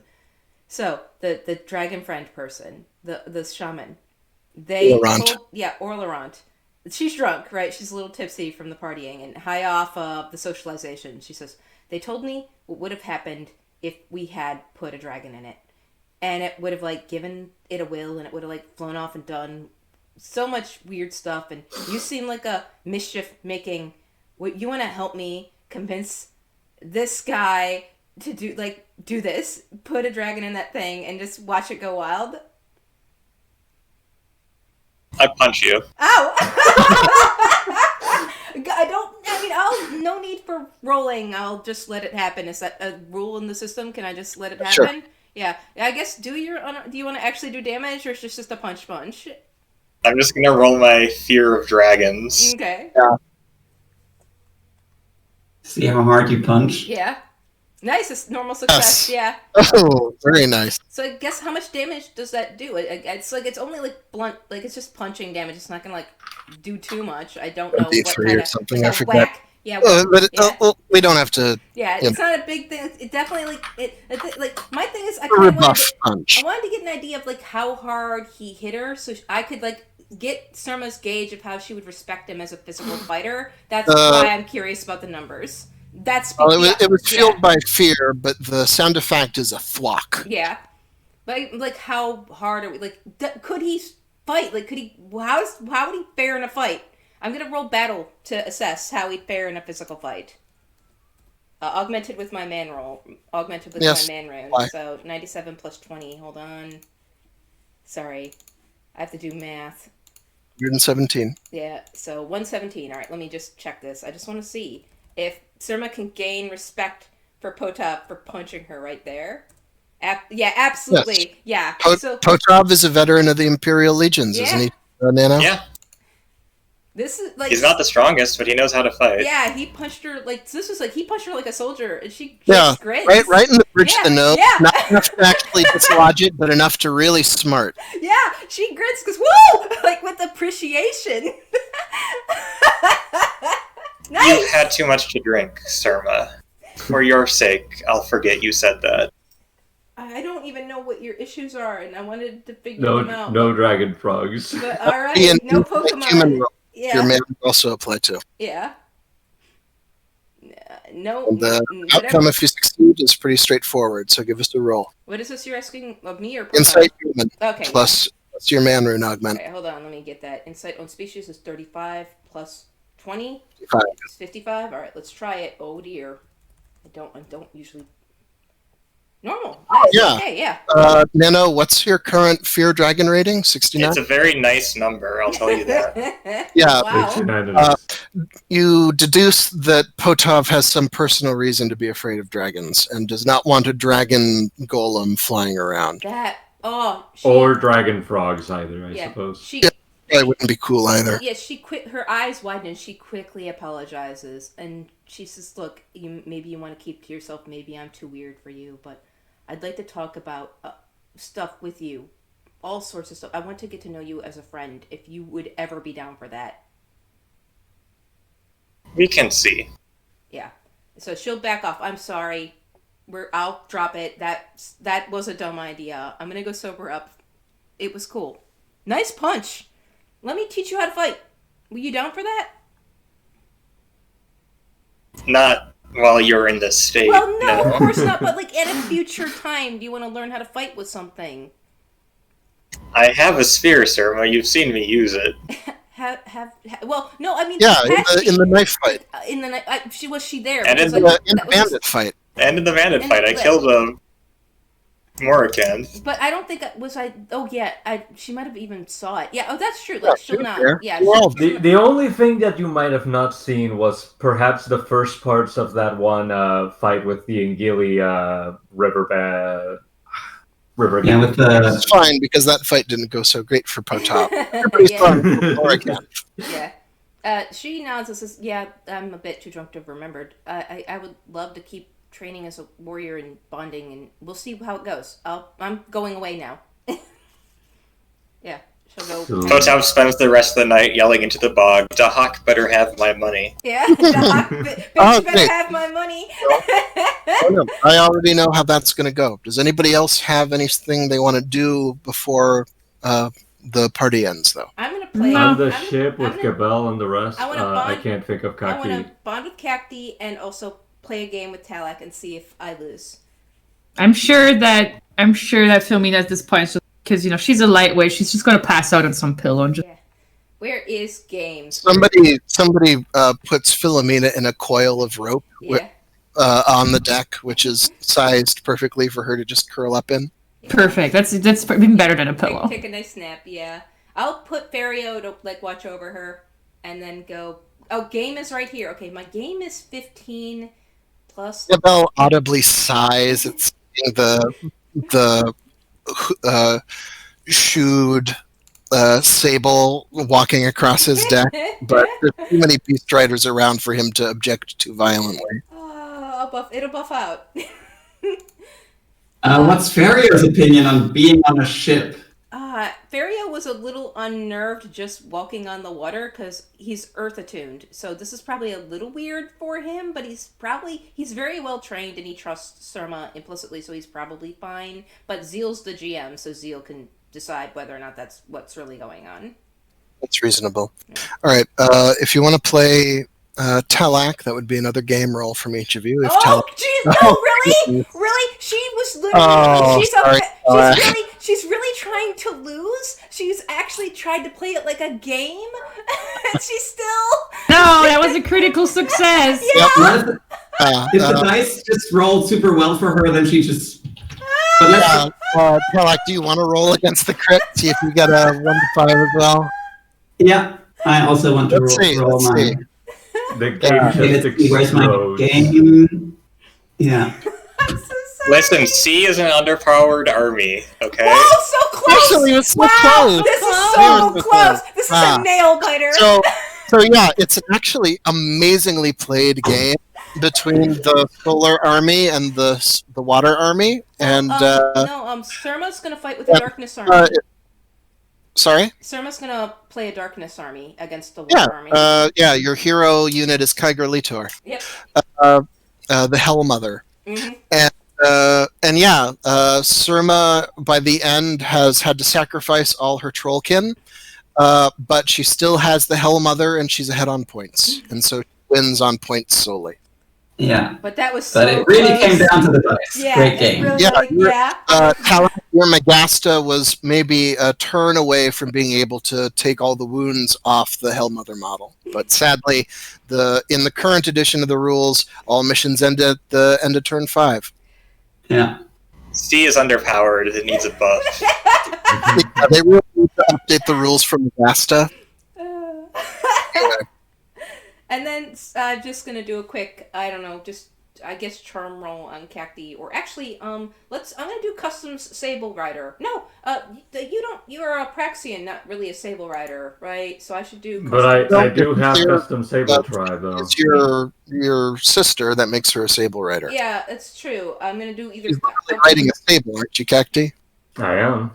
I don't know if Cacti want to be absorbed into Surma's tribe in that way, so I'm gonna do customs local She's instead. your sister. She already has been. That's valid. So I'll run it by Cacti. Do you want to learn some cerulean crocodile stuff with me? Part of the family? I probably already know some superficial stuff. But do you want to continue? I worry about your growth, right? Your rooting. I mean, sure, why not? Okay. What sort of ceremony do you try to, or cultural practice do you try to teach Cacti? So remember how what I told to you? Oh no, I only told it to Zun. So cerulean crocodiles have this thing that they do, which is basically the anything you can do, I can do better song, where the first person starts claiming they can do something, and then the cerulean crocodile opposite will claim they can do something even more outlandish than that, and then it goes back to the original person, and they keep going back and forth, and then sometimes they augment with movement to switch it to being more humble, and it's that whole back and forth from just like that song where they are always upping the stakes, changing the stakes, upping those stakes, changing the stakes, diminishing themselves. Yeah. So it's like the greatest game ever played from Yeah. I can't remember the name. So it's a bragging contest that uses a specific song as its format. Yeah, it's a song. Sounds like either a sing or an orate Yep. role. So I'm gonna Augment it with your cultural. Yep. I'm gonna augment it with Sable Rider. I hope. We'll see. I just rolled probably the best I'm ever gonna roll, so I might not be able to augment this with Culture Sable Rider. I mean, you rolled the best that it's possible to roll, Yeah, so... I mean, sure, let's perfectly symmetrically do this, I guess. Jeez, I failed. Yeah. Well, that was just the augment. That was just the augment from my Sable Rider. That was not the sing. Now I'll roll the sing, but it's just without the augment. And I've got a special augment. On the uptake. Yeah. So okay. Jeez! God, no! She's too drunk. She's too damn drunk. Also, she's a bit out of touch with her family. At this, Cacti knows more about being like Cacti actually remembers being let's a see what cerulean Cacti crocodile. gets, We'll see. All right, normal. Yeah, Cacti Right, remembers this Cacti. better. Yeah. Sorry. go ahead. Cacti, you get to put a check in customs Sable Rider, or add that to your lores if you don't have it already. No, I already have it. All right, and then put a check in it Yeah. as a result of those successes, and put a check in the skill and augment you used, obviously. Surma, well, they were worded the same though. That's the thing. I then you used only custom get Sable one Tribe as the augment. You only get the one check, Okay. but yeah. Surma is too drunk to really convey it, but you have enough context to figure it out in spite of her, basically. Yeah. Yeah. Surma's also just really bad at saying good stuff about herself. That's what I was gonna say. Surma's better at the diminishing herself than the buffing herself. Two up. sides of the game. you know. Yeah, and there's two All right. sides to the game. So yeah, Anybody else have something they want to do on the evening after the battle? that's it. Thanks, everybody. And I am going to I'm going to be AFK for a second. I'll be back in a moment. Yeah, cool. I think at the end of the anything you can do, I can do better song. They have a who can sing the longest, and the person who runs out of breath loses. So I think that's really what happens is Surma ran out of breath, and Cacti was able to keep doing the song. Cacti hasn't been drinking at all. Yeah. Maybe you just had a sudden onset of hiccups, really. Yeah.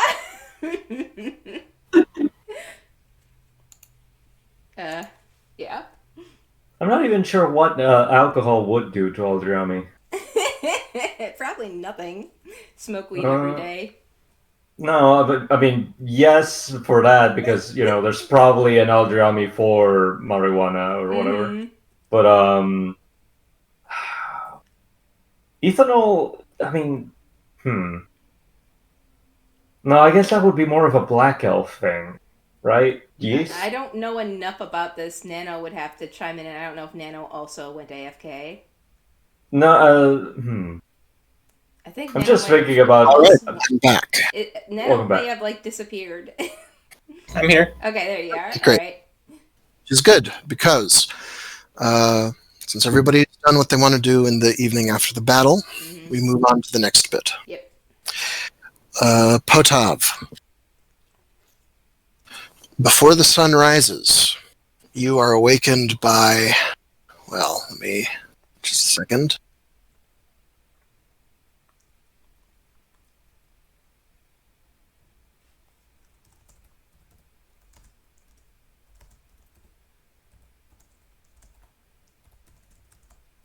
Potav, you are awakened by the weird screechy sound that is playing in the background of the clip from Twin Peaks: The Return I just posted.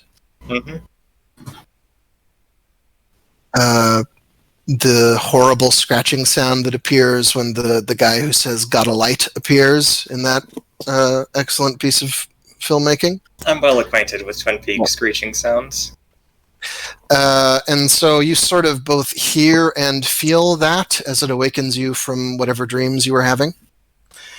And when you wake, there is something in your hand. It is a piece of glass. The edges are sharp enough that you've probably got a cut on one or two of your fingers just from holding it in your sleep. The piece of glass is wrapped in filament-thin threads of gold, and the glass itself is sort of yellow-colored. And wrapped around the glass is a thin strip of papyrus, which says in calligraphy-grade New Pelorian, "Until our next wager."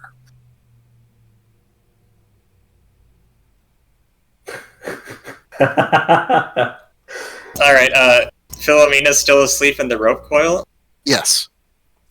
Can I go poke her awake and ask her to examine this for me? Philomena, Sure, you can try.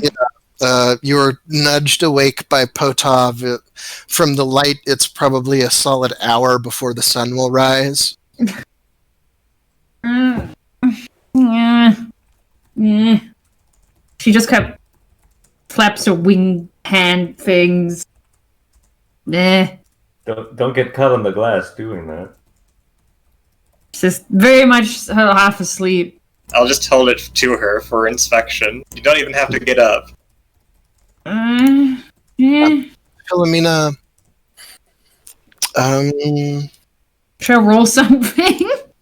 no. This would, if I were going to ask for a roll, it would be a POW roll, and I don't think that's necessary. You've been... I'm very tired. Yes, and Possibly that hungover. actually kind of helps, to be honest, because you're sort of detached from your conscious mind a little more than usual.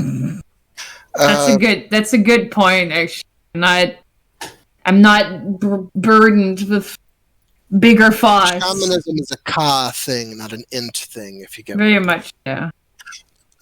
and so squinting at this in the very pre-dawn light,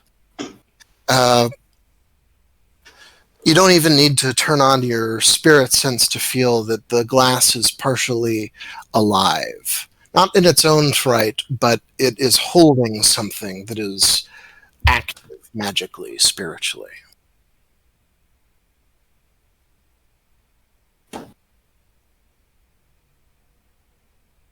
To get any more, you would need to roll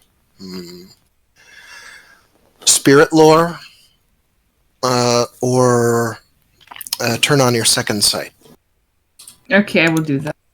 Which? Let me check my spirit lore first. It's just 50. Can I augment in some way? Your air augment wouldn't apply. Did you get No. your augment? I think that was a fail, right? What augment?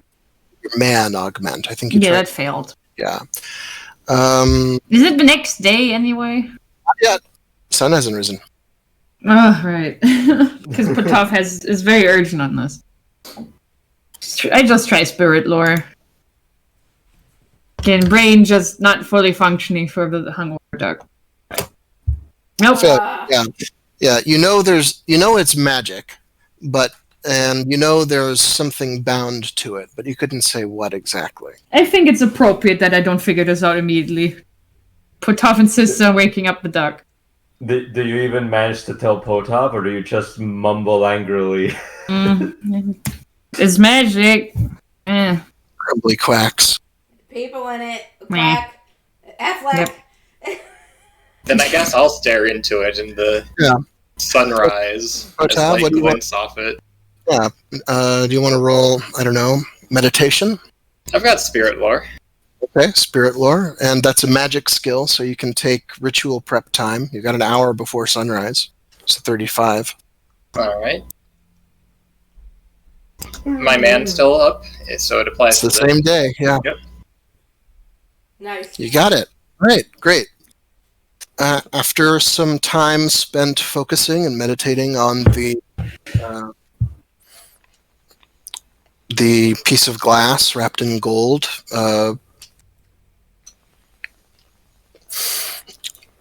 as the sun rises, you are able to harmonize yourself with this item, artifact, trinket, whatever you want to call it. And as you focus, you are suddenly aware of a presence just before you. The figure of another human man seated on the deck of the Starfarer. He is dressed in very simple yellow robes, saffron yellow. He has facial features vaguely reminiscent of Gebel and some of his crew, but a kind you've never exactly seen before. He's quite pale. And on his brow is a combination of the Fire Sky rune and the Infinity rune tattooed across his brow chakra. Otherwise, he is bald and beardless, though he does have eyebrows. He's not like Daros, the green guy. And you're fully aware that this is a spirit, a ghost, bound to this piece of glass and gold. And once he is able to tell that you can perceive him, the seated, robed man smiles. And he says, in pretty good New Pelorian, you would say about rating 50 in the language,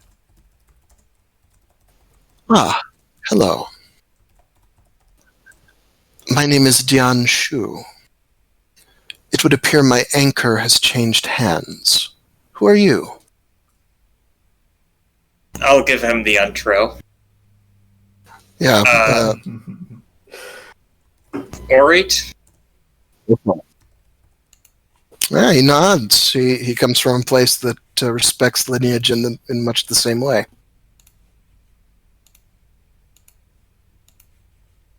And he actually sits through the whole thing. I have been the possession of a being called Dahak the Judge. How did he come? To quote the great Tarshite hero, Howard Bling, I made a crazy risk, a gamble, and it just paid off. Well, I am pleased to be outside the possession of Dahak. Could you please tell me what year it is by Thealan reckoning? After the dawn, it's been 1624 years? 26. 26, yeah. My bad. All right.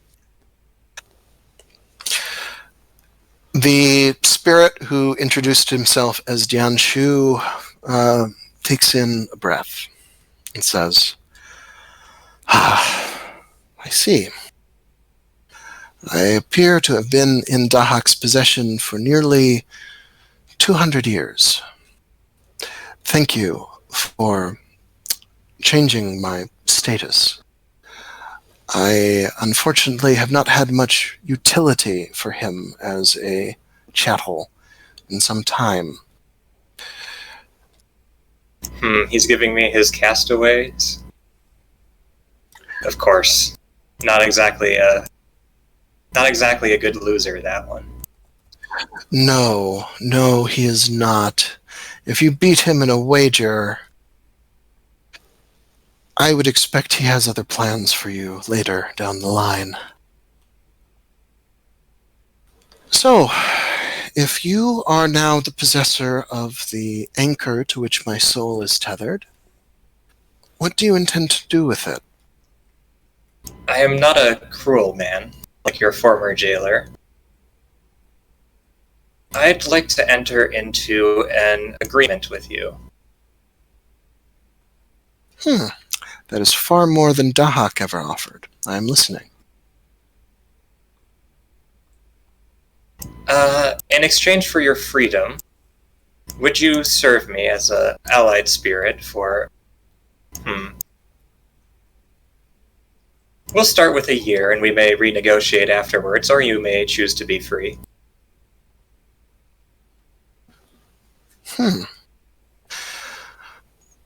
A year seems a fairly brief time at this point in my existence. I have one condition. As part of my entering into an alliance, you must shatter this piece of glass or otherwise destroy it, so that I may not be bound to it again. Is that acceptable? This would allow the renegotiation to be done in actual free will. My spirit lore tells me that's correct. Your normal holds, and that sounds right. Shattering it won't disperse the spirit, but would free it, and then an agreement would bind it in a different, more pleasant way. And you don't Very need well, anything special to shatter it? I'll break the mirror on like the handrail of the ship and shove the it's just pieces glass. into the ocean. Yeah, the glass. Yeah, and once the glass is shattered, Dianshu sighs and rolls his shoulders, slowly gets to his feet. You notice that though his robes fall as though he were standing on the ground, he sort of disperses into mist a few inches before he'd actually reach the ground. And turns towards the direction of the rising sun and performs a full bow. And he says, "Thank you, Potav Kanasan. By breaking the glass, you have sealed the agreement. I will be your ally for a year until this day next year." And let's just get that straight to make sure we revisit that in 1627. Mm-hmm. It was Wednesday, and then it was Fire Day, so now it's And the day after. Fire Day was the day before the battle. The battle was fought on Wild Day, so quite appropriately, today is God Day. Nice. So, this contract will hold Potav until God Day, Death Week, Fire Season, 1627. Please write that down somewhere. On your sheet. Waha looks down on this day today.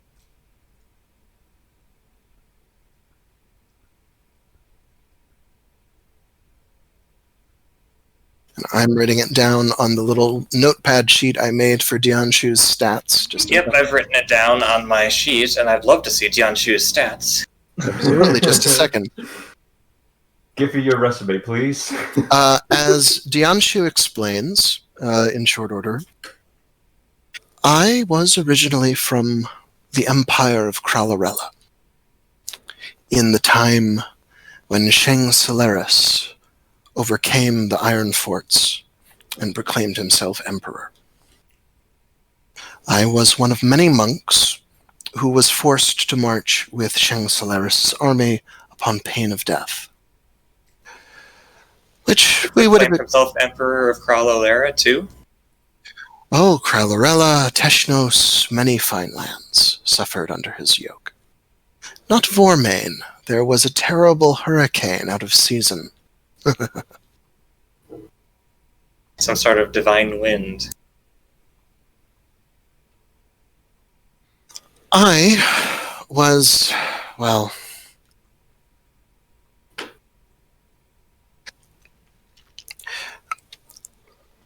my order made no effort to resist being,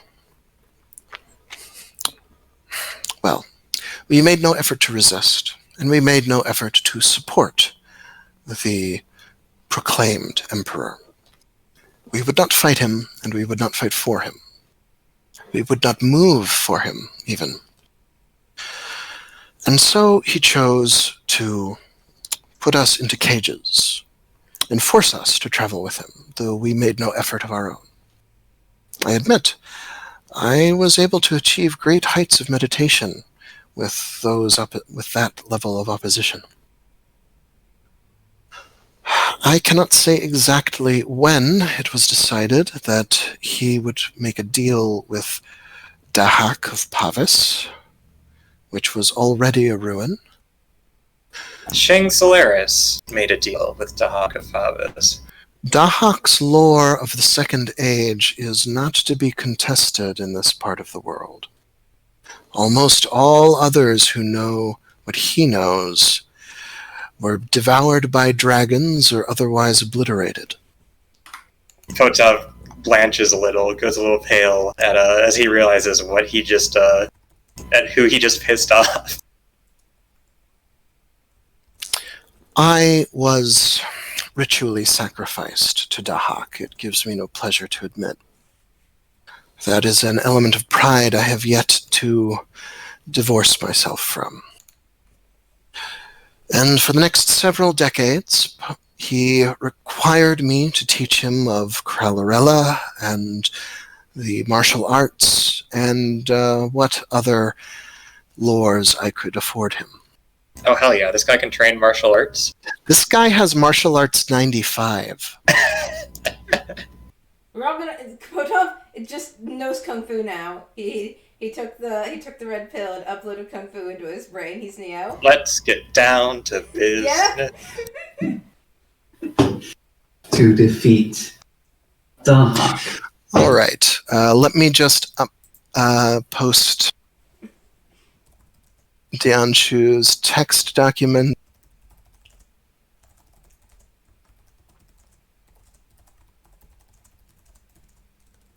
Kotav is becoming an Arcati without being trained by one, just by accident.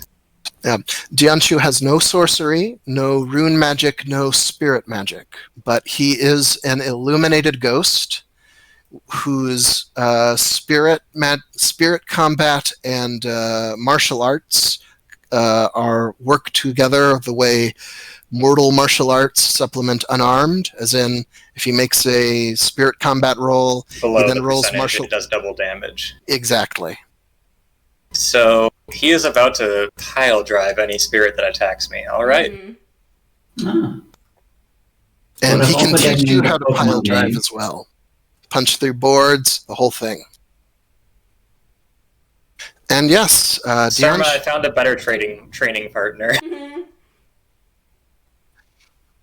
And Philomena, I'll say it doesn't wake you up, but as soon as Dianshu is freed, your dreams for the last hour you're asleep tend to feature being curled up under a very pleasant shaft of sunlight, like a cat in front of a window.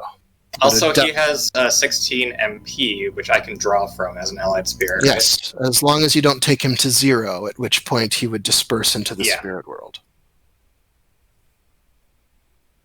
Nice.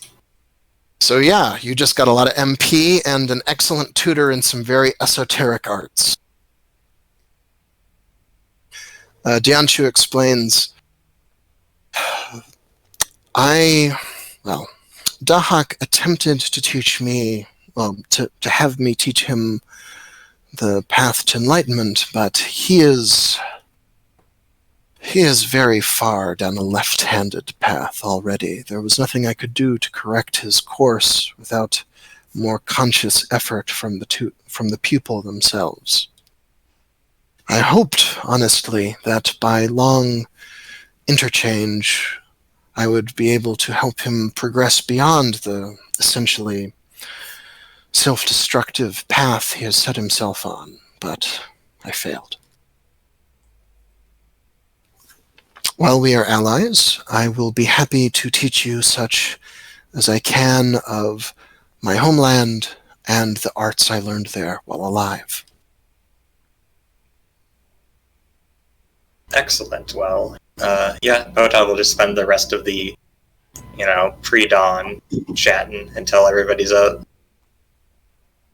Yes, as people start to wake, you see Potov talking with no one. just sitting there staring into a space a yard or so in front of him, and there's no one there. It's in New Pelorian. You can't tell what he's saying. Yes. As Dianshu explains, he learned New Pelorian from people from the very Pelorian basin. He knew many lunars, many worshippers of the Seven Mothers.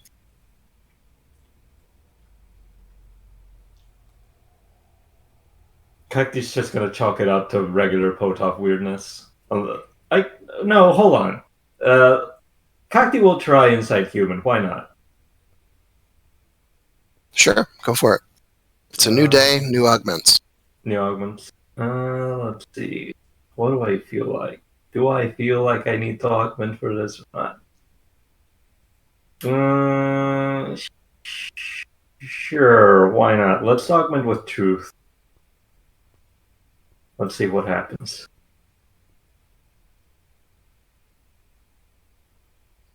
Potov is clearly talking with someone. It's flowing like a conversation. You understand, Kankti, you have spent enough time around...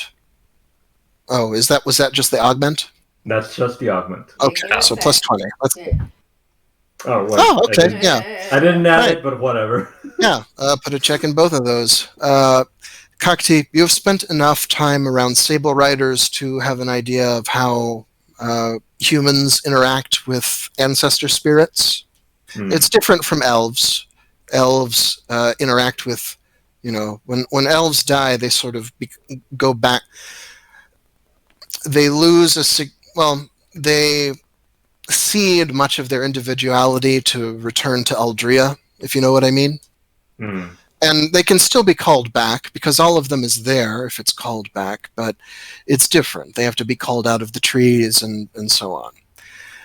You know that the Beast Riders are different. The humans in general are. And you manage to guess that Potov is speaking with some sort of human ghost, since he's talking to something immaterial, but he's not using the weird gabbling spirit speech you've occasionally heard Philomena use in such contexts. Okay. I'll pretty much, unless somebody else looks really confused, I'm just gonna chalk it up to normalcy, essentially. It's just Potov being Potov. Yeah, unless Philomena acts in a kind of weird way. Philomena's still sleepy, isn't she? Otherwise, in the morning, there are funeral services for all of those who died in the battle, lunar, Praxian, or otherwise. Anybody who wants to participate in that should use a communication roll, a magic roll, or something else that seems appropriate. Yeah, I did invite basically everybody, all the player characters, especially Philomena, to join in this as a form of worship like Yamalia with me, like I worship Ernaldo with you. And Philomena, some Esrolians from the White Bull forces did die, so there will be burials to officiate. And Cactus is one of our kinsmen perished, so yeah. Yeah, I'll join in, but I'm curious. Since it's Agora Kiki Holy Day, are the Troll and Trollkin doing anything? Oh, that's an excellent question. Not while the sun is up, but the night of today, they'll be doing rites, yes. Cool. Okay. So, Kakti will join Surma in the mourning and funeral processing for her cousin. Yeah. As I already described, Sartorites and Praxians burn their dead. Some Praxians do sky burials, but those are more darkness worshipping groups, not solar. And most of the tribes here are solar oriented. What was that roll for? I was still trying to augment with custom Sable Rider, and I still can't do it. My custom Sable Rider is just too low. Why is my custom Sable Rider higher than yours? I don't know. You take it more seriously than she does. Surma was away from her people for a very long time. You got adopted into the family and took it more Kakti's seriously. probably spent more time with Vichy than Surma in the last couple of years. Mm-hmm. Okay, that's alright. I think Talak would like to observe the funeral rites. Ah, jeez. Yeah, Surma just messes us up really bad. Sorry. Yeah, you're a taking it warrior. pretty You're not hard, I the guess. officiating priestess, so it's not a big deal. Yeah, it was but a the failed people worship- around. Failed worship Yamali Oh. role. I think she's just too. Well, like Surma, you didn't spend any. You didn't spend any MP to buff it up. Oh, that's true. I should spend Or some what? MP. Yeah. I won't make you re-roll. Just mark off a total of 7 MP. All right, I'll mark 2 off to 7 start the MP. worship roll, and then another 5 to add 50%. Okay, thank you. Let me do that. Let's see. 7 MP from my 12. Let me write that down then. Hold on. All right, there we go. And that'll regen within 16 hours or so. Yeah, something like that. you actually said I'd get 12 back a day because of my power or something like that. So yeah, but 12 every 24 hours, 12 yeah. 24 So- hours, so yeah. So 16 in, And or rather you'll be refilled of 2/3 in 16 hours. Yeah. Anyway, who else wants to participate in the funeral rites? I would like to. Yeah. Sobered up. Sing, Keep it supportive. sing, dance, or magic skills. Well, Definitely communication or magic skills, rather. Sing, sing, sing. All right. And it's a new day, so new augments. I would like to augment that with harmony for Go sure. for it. Oh, Whoa. crit! Nice, Plus 50 to wow, harmony stuff nice. today. Philomena. Whoa, whoa, whoa, whoa. I'm getting very into the zone. This is the sort of thing Arnaldo very cherishes. So, it's very important. Plus 50, you say? Mhm. Dang. This is going to be very powerful singing. Let me do up on my math here. 83. 133. There you go. Got it. Success. Yes. Philomena, you feel a sudden... In the course of helping with the funeral rites, there weren't many Australians, but 4 of them are put into the earth on the north end of Corfu Island. And as you perform the officiation, you feel a sudden, profound connection with Tai Koratek, the earth goddess of the underworld, the keeper of the dead. And incidentally, the old earth witch from Basro's War Council's goddess. She's here, of course, veiled as she is perpetually, and yet when she lifts her voice to sing in the morning dirge in coordination with your dance, her voice is beautiful, crystal clear, like the voice of a 20-year-old soprano, not an ancient bent crone.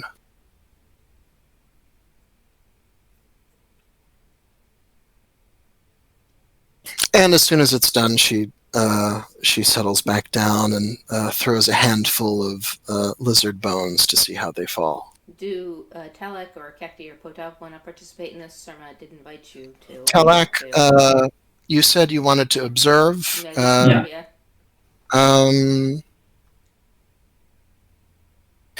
I won't say a roll. I won't tell you a roll. I will say you can put a check into Insight Human or Customs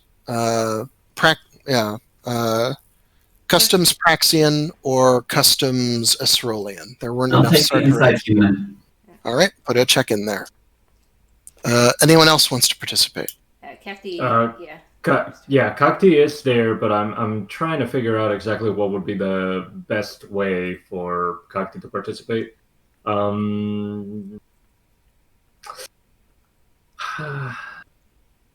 you wanted to make a worship Yelmalio roll as well, it would be appropriate. Several Yelmalians died.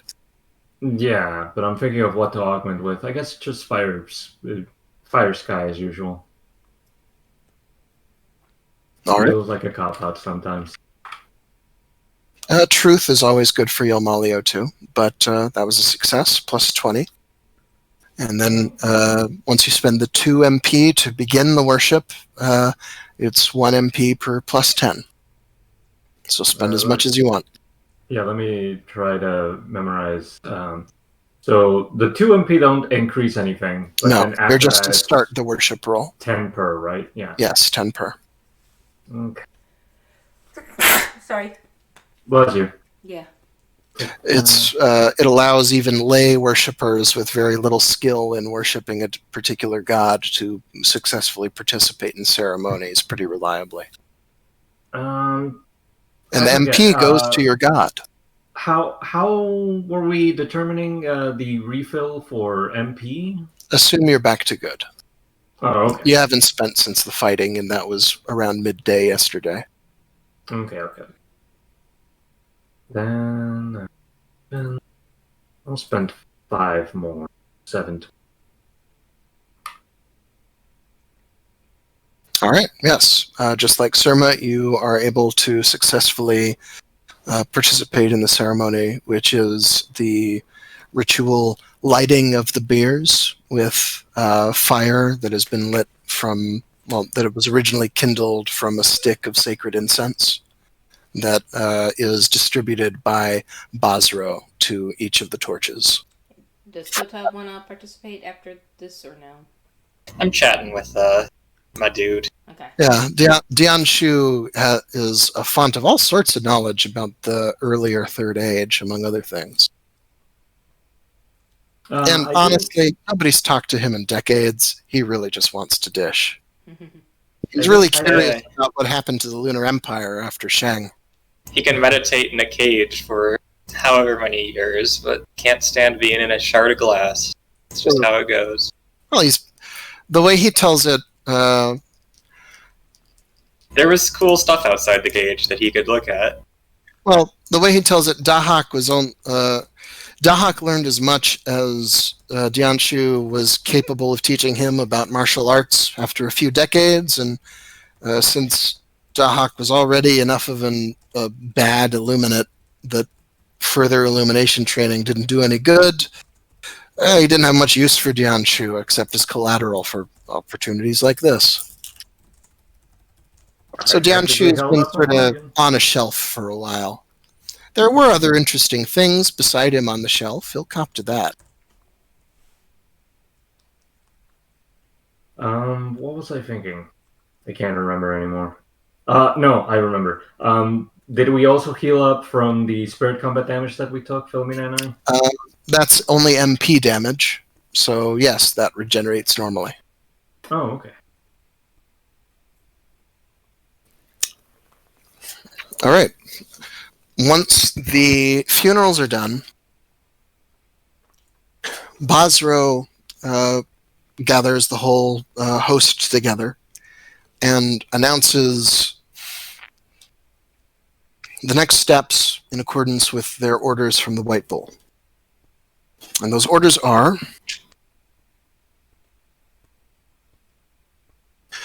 that some of the host will be left behind to garrison the town, which the White Bull intends to keep as a port here at the mouth of the river. And there is some grumbling about that, and the rank-and-file beast riders are obliged to draw lots. Varish, Namid, and Naminda are excluded because they've been seconded to you warlocks, which they're quite pleased with. They don't want to hang out here either.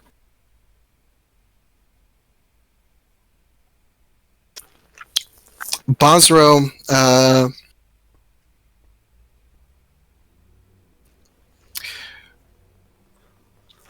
further announces that the rest will have their choice to disperse to their normal seasonal camps or to accompany him and his entourage back up to Pavis to present the trophies of the battle and to accept the White Bull's rewards.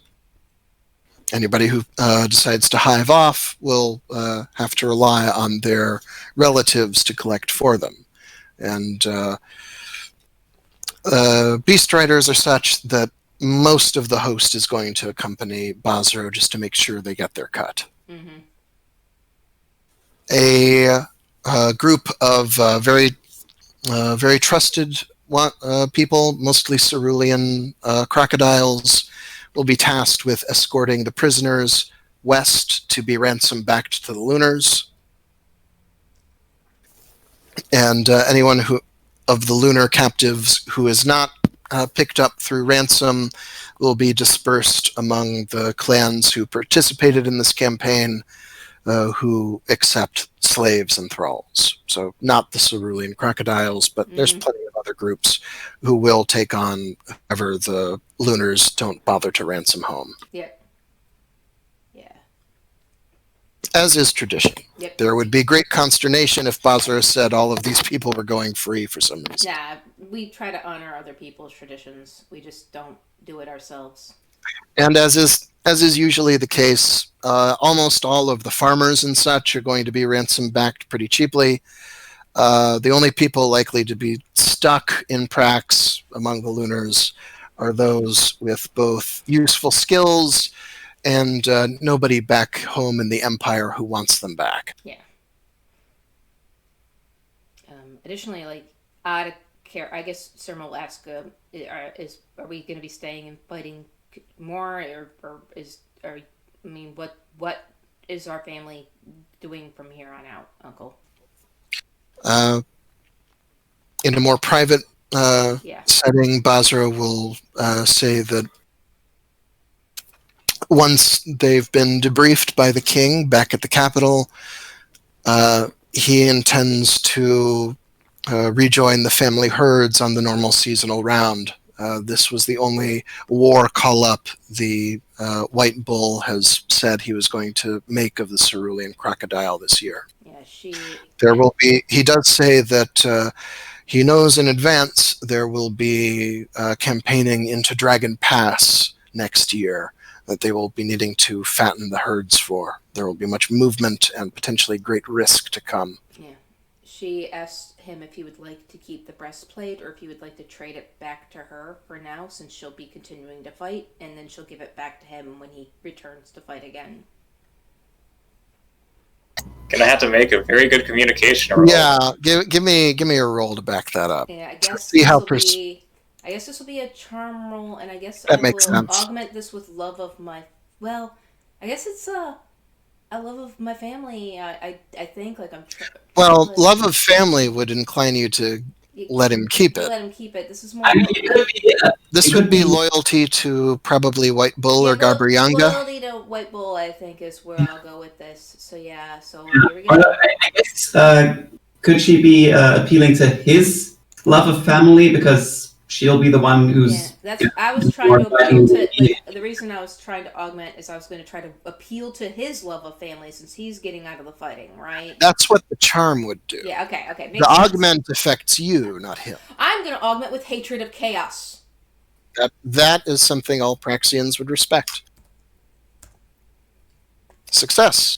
You gave him $1 million for free, and now you're asking to borrow it back. But I'm going to keep giving it back to him every time he's at the forefront. We're just going to keep trading it back and forth so that he doesn't die. Didn't you just swear to travel the oceans with a strange foreign man? Yeah, and she'll give it to him. A blue man, no less. And she'll give it back to her uncle before she leaves to go on that journey, yes.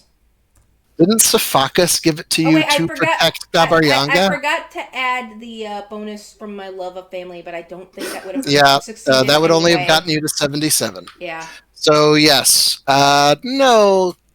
Basro politely declines. Yeah, that makes sense. He thanks you for the excellent addition to the clan's treasury. This will no doubt be passed down through generations. Yeah. But you gave it to him. He's not going to give it back. No, it makes sense. It makes sense. Like, she just wanted to know if he wanted to keep it for his fights or give it back to her in these fights over here. Against chaos up here versus chaos down there. Either way, it was fine. Right? So, Yeah. She, since they're private and he's not in con mode anymore, she'll give him a hug and tell him and the thing is worth more than all of his herds put together. Yeah. But and he's a Yelmalio. He's not supposed to be influenced by that, but he would be a fool not to be. I mean, the thing is, like, she assumes, good from him, not any kind of selfish darkness, right? So she gives him a hug and tells him to wear it in good health and stay alive and give her regards to the family when he gets back home. Tell them she's alive for now. Last you saw her, right? Yeah, I mean, you got a reputation and all this. Everybody's going to know you're fine. Mm-hmm. Yeah. So. All right. So. And then, like, after that, knowing what she knows, she'll probably, I don't know if she'll go and spend time with her family down there or not, but she would like to spend more time with her family. But I'll figure that out. Me, Jenner, we'll talk about it after session, right? But yeah. Right. So, otherwise, Bosro intends to maintain a camp here outside of Corfu for just a few days, and we'll set off on, I don't know, probably Wednesday of the new week, Fertility Week. Mm-hmm. So, does anyone have anything they want to do in the vicinity of Corfu in the next 3 days before the army sets out? I mean, Go ahead. Would there be something to do I can do in terms of worship? Well, Clay Day is coming up, and the next Clay Day, the Clay Day of Fertility Week, is a high holy day of Ernalda, actually. Yeah. So you and the other Ernalda worshippers associated with the army. Oh, it's also an Eldrio holy day. Ernalda cheats in every Clay Day of. But this is one of her special ones. This is her holy day of Fire Week. So yeah, on Clay Day, Philomena, you would be expected to help the old Taikoratek Earth Witch officiate Earth ceremonies for the whole army. Absolutely. I should note that at the end of God Day, which is well, that's not a. But I would also like Waha Day. The next day is a Gorikiki Day. I would also like to see: is there any is the witch a shaman technically? Yes, she is of the same Earth Witch tradition as you. Just the crone as opposed to the mother element of the tradition. There's also a maiden element that you're not part of, which is associated with Voria, the goddess of spring. I am reminded of this world where it's very important to not call a particular witch a crone. She did not like that. How does this one feel Tech ladies sort of reclaimed that. They're very proudly Earth crones. Okay, so would she be willing to, like, could I learn something from her? Was she willing to teach me something or just generally practice with me? I would love to learn from her. Sure. She can... Hold on. That seems like a chance I should not let pass me by.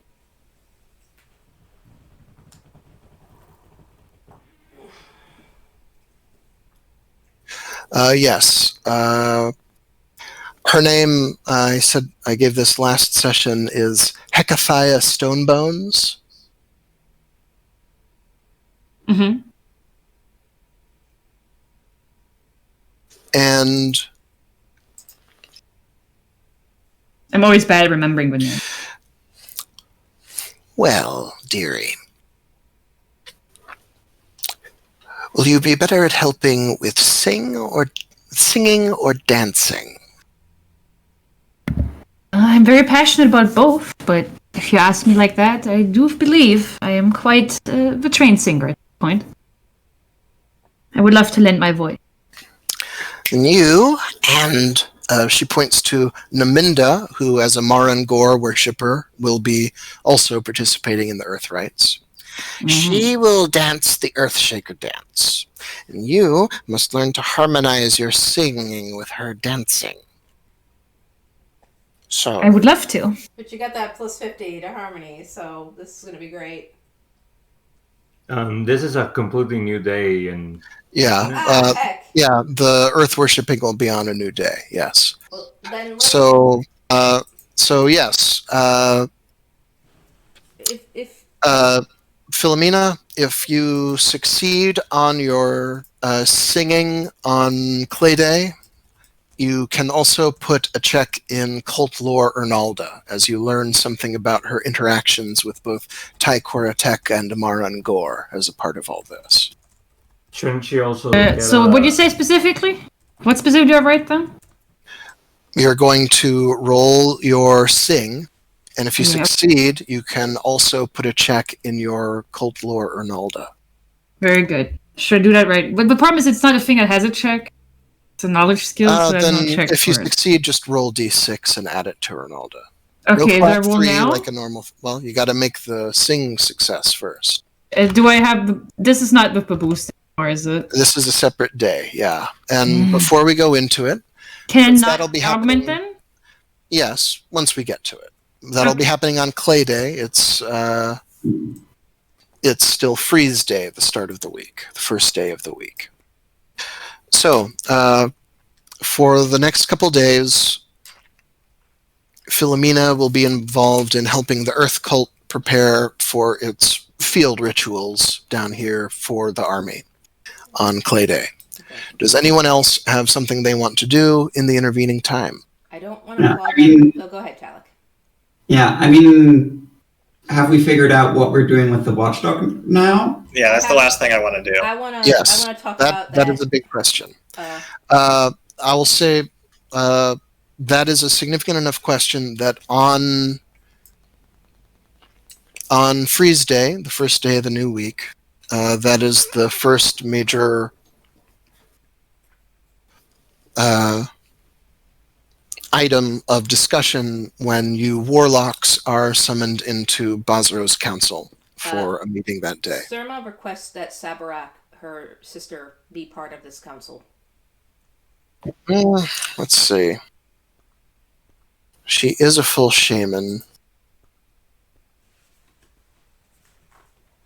She is involved with ceremonies particular to her cult during that time. Fuck. Sometimes her star Khan husbando is more demanding than others. Makes sense. All right. Surma And that's a relationship that Basro would be deeply religiously disinclined to interfere with. Yeah, definitely not. So Surma will tell Philomena, here right in front of everybody, that she would like to, since she knows that the land is going to become briefly more fertile, put a fertility spirit in the golem so that it can begin mending the land around here. That is what she would like to be done to the watchdog of Corfu. We finally have a weapon of war that can take on the bad, and you want to turn it into a plowshare? Yeah, didn't you weren't there to hear Surma's conversation with Talak about how she wants to become a plowshare instead of becoming a sword. Not while there's still an existential threat of eating your soul, Surma.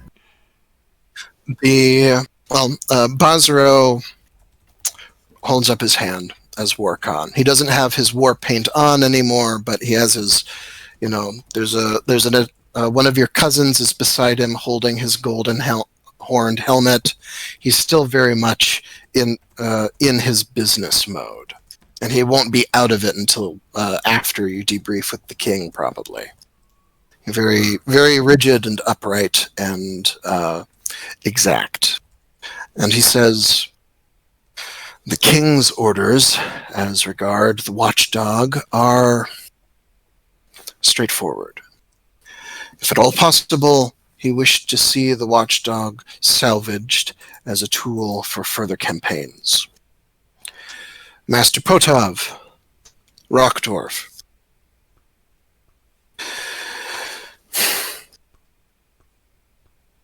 Are you still able to command the construct? It should be possible. I believe so.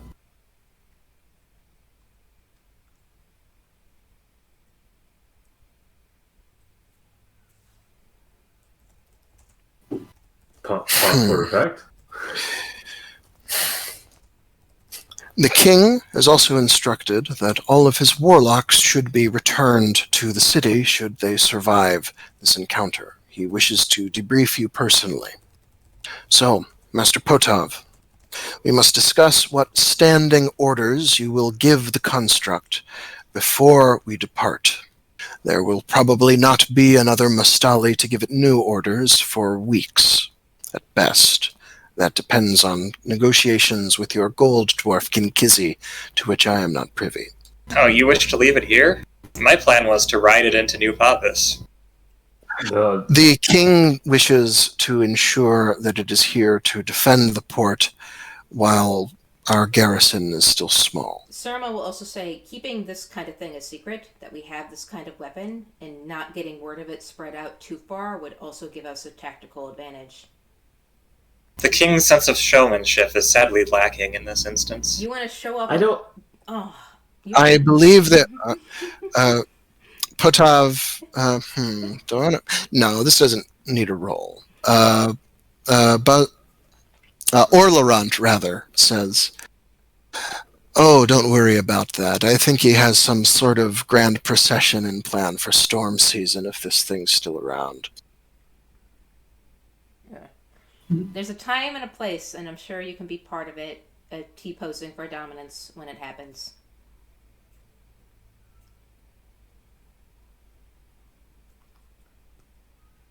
If this is what the king wants, then so be it. In character, Surma, this only hardens her resolve to put an end to the forever nature of war, so we can put up fertility spirit in the watchdog when there's no longer constant fucking war. Yes, but they are literally planning to invade Dragon Pass next year. If you want peace, just move to the Lunar Heartlands. Or the East Islands. Those are pretty peaceful. She just wants the occasional lull in constant war, not forever peace. Why don't we take New Pavis and push it somewhere else? But yeah. So, Talak, the practical question is, what sort of standing orders do you intend to formulate to keep the watchdog usefully on patrol down here until you or another Mustali technician can be sent south to manage it? The idea is that it's supposed to protect the garrison while it's still not very highly staffed, right? Yes. I would say that it should extend beyond the garrison to the river as well. Since the river I think it should be possible to give it an order that amounts to... Like put it on a control pattern, like Dwarf Fortress, and you can set your dwarfs to control path. No, if it's Dwarf Fortress, then at some point it'll get caught up in some weird, wacky interactions and accidentally destroy everything. So, kind of appeal to its sense of stasis. Yeah, but that's the fun. That's the fun. Yeah, but fun is not one of Talak's priorities. Most of the time. Mustali Warhammer is an exception. Mm-hmm. So it should be possible to give it standing orders to protect an area within a certain radius of the mouth of the river. Can you not also just give it a subroutine of accepting orders from the Stormbull? No, because its only interface is Earth Sense. Mm-hmm. Yeah. And also, even if that were possible, Talak's not going to entrust this thing to the humans. Naturally. I mean, the humans getting control of this thing was part of the problem that we were sent here to fix. So it belongs firmly in Mustali control. So no installing backdoors for trade talk or anything. Don't let Varish control this, or he'll just drive it towards the block and have it fight the devil. As awesome as that would be to watch, that is not something. Yeah. So Talak's going to give it orders to protect the city of Corfu, the garrison, and just sort of the general area against those who wish to harm its inhabitants. I'm assuming that you can't give it vague orders like do anything that is in the service of the world machine or something. Like if we had somebody who's more familiar with code here, we could do like a bunch of like if thens and such like that. Yeah, it's the algorithms. It's the tin and Quicksilver dwarves who focus on that sort of thing. Talak's priority is to ensure fulfilling the role of protection while also giving as little room as possible for those orders to be misinterpreted and things going wrong. If it were completely up to Talak, Talak would just say, stay here, do nothing until you get further orders. But the Warcon wants it to protect, and it's... Surma's going to suggest to Talak that the orders include a fuck off, you have 2 seconds to comply. If they do not comply in 2 seconds, annihilate anything that, isn't a friend, that does not meet its friend foe. Talak, to implement that, you would need to fail a death rune roll. Let's see if I can Someone call a goddamn chill on a Roy Priestess. I don't want it to fire on a Roy Priestess or anything that's friendly. I want to give anything that shows up here that it doesn't know is a friend a chance to get away from it so it doesn't just laser beam it or whatever. I succeeded at the death rune very narrowly. All right, yeah. Darn. Yes, you're the... So Talak's response to that will be, the size of it should serve as sufficient warning, shouldn't it? Remember the Bolo? I'm gonna try and make this a fail through, I hope, negotiation. Remember the Bolo lizard teens and how I mistook them for enemies and almost murdered them, Talak? That's not an argument calculated to work against Mastale, to be perfectly honest. Yeah. Yes, but the difference is that you are not 70 meters tall, and therefore, if you were 70 meters tall, you would have provided it sufficient warning simply by the virtue of your height. Human beings, especially young ones, can be curious and wander into these places and then get annihilated by this thing, Talak. What if we made Fario 70 meters tall, says Talak. Fario would listen to me and hopefully... No, actually, Fario has accidentally stepped on me a couple times back when we were growing up together, Cacti. Well, if it is programmed to protect, then it will be an accident. Then it is unlikely to attack those that do not threaten. But what does it? How does it define a threat, Talak? How are you going to program what it defines as a threat? Well, remember what I told you about as a soldier, how I tuned myself to see everything as something to hate? How are you going to program this thing? What is its friend or foe? I do not intend to program it to hate. Flintnail did the programming. Yeah, I do not intend to tell it to hate. I shall simply place my trust in the base instructions provided by Flintnail. Flintnail wrote the OS. Talak's just putting in command. Yeah, I'm just putting in command defend, and however that is defined is up to Flintnail. Flintnail is an excellent crafts dwarf. What do I know about take it for granted. What do I, Surma, know about as a beast rider, Flintnail is the legendary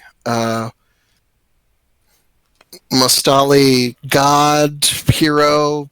The distinction is sort of blurry.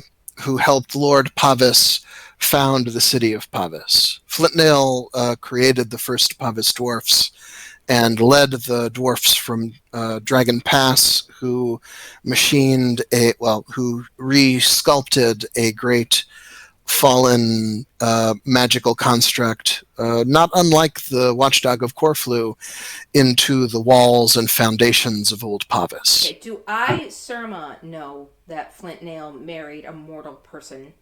Do you have any homeland lore? Pavis is in the city, as I opposed don't to have homeland lore Pavis. the Beast Riders.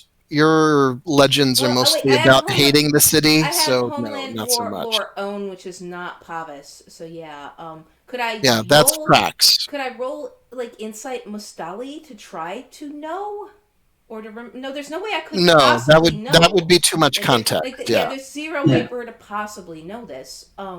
Shit. Okay. Yeah, Cacti would know, but you wouldn't. Surma's loyal love of the group is enough, and her esteem for Flint Nail is enough that she'll trust Talak. Since Talak trusts Flint Nail, she'll trust Flint Nail and say, "All right, my fears have been assuaged."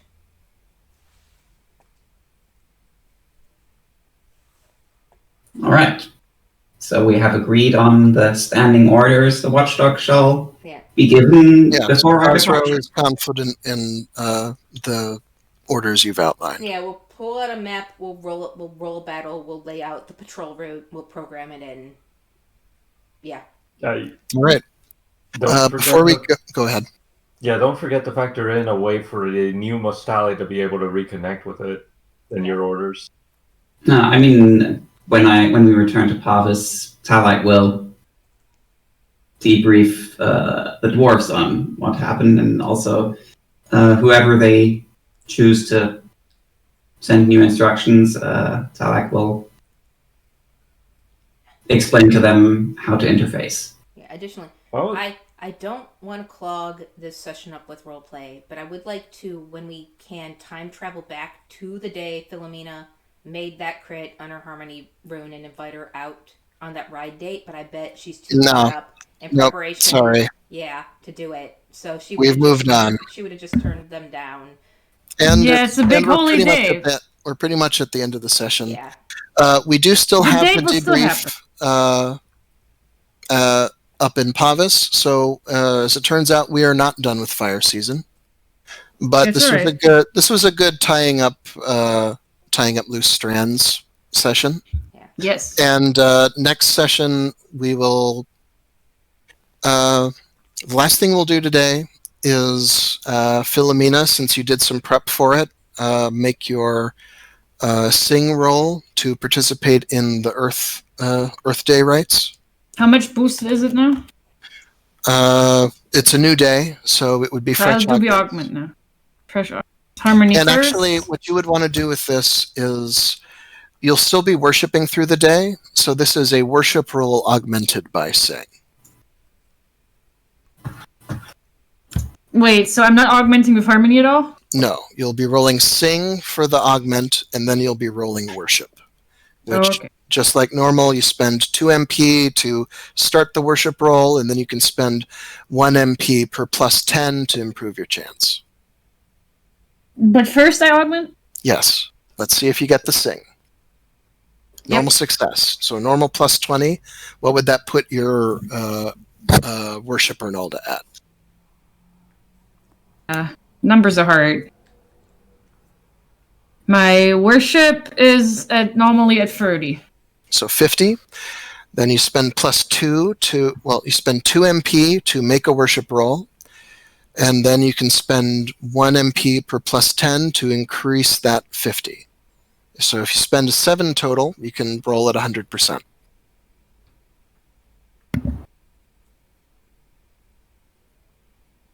I want to spend quite a bit. This is a very important day, and I really want to impress the get over crone. 100%. Yes. How much do you want to spend? 2 to start the worship roll, then more to increase your chance. Can I spend 8? Yes, that would put you at 110%.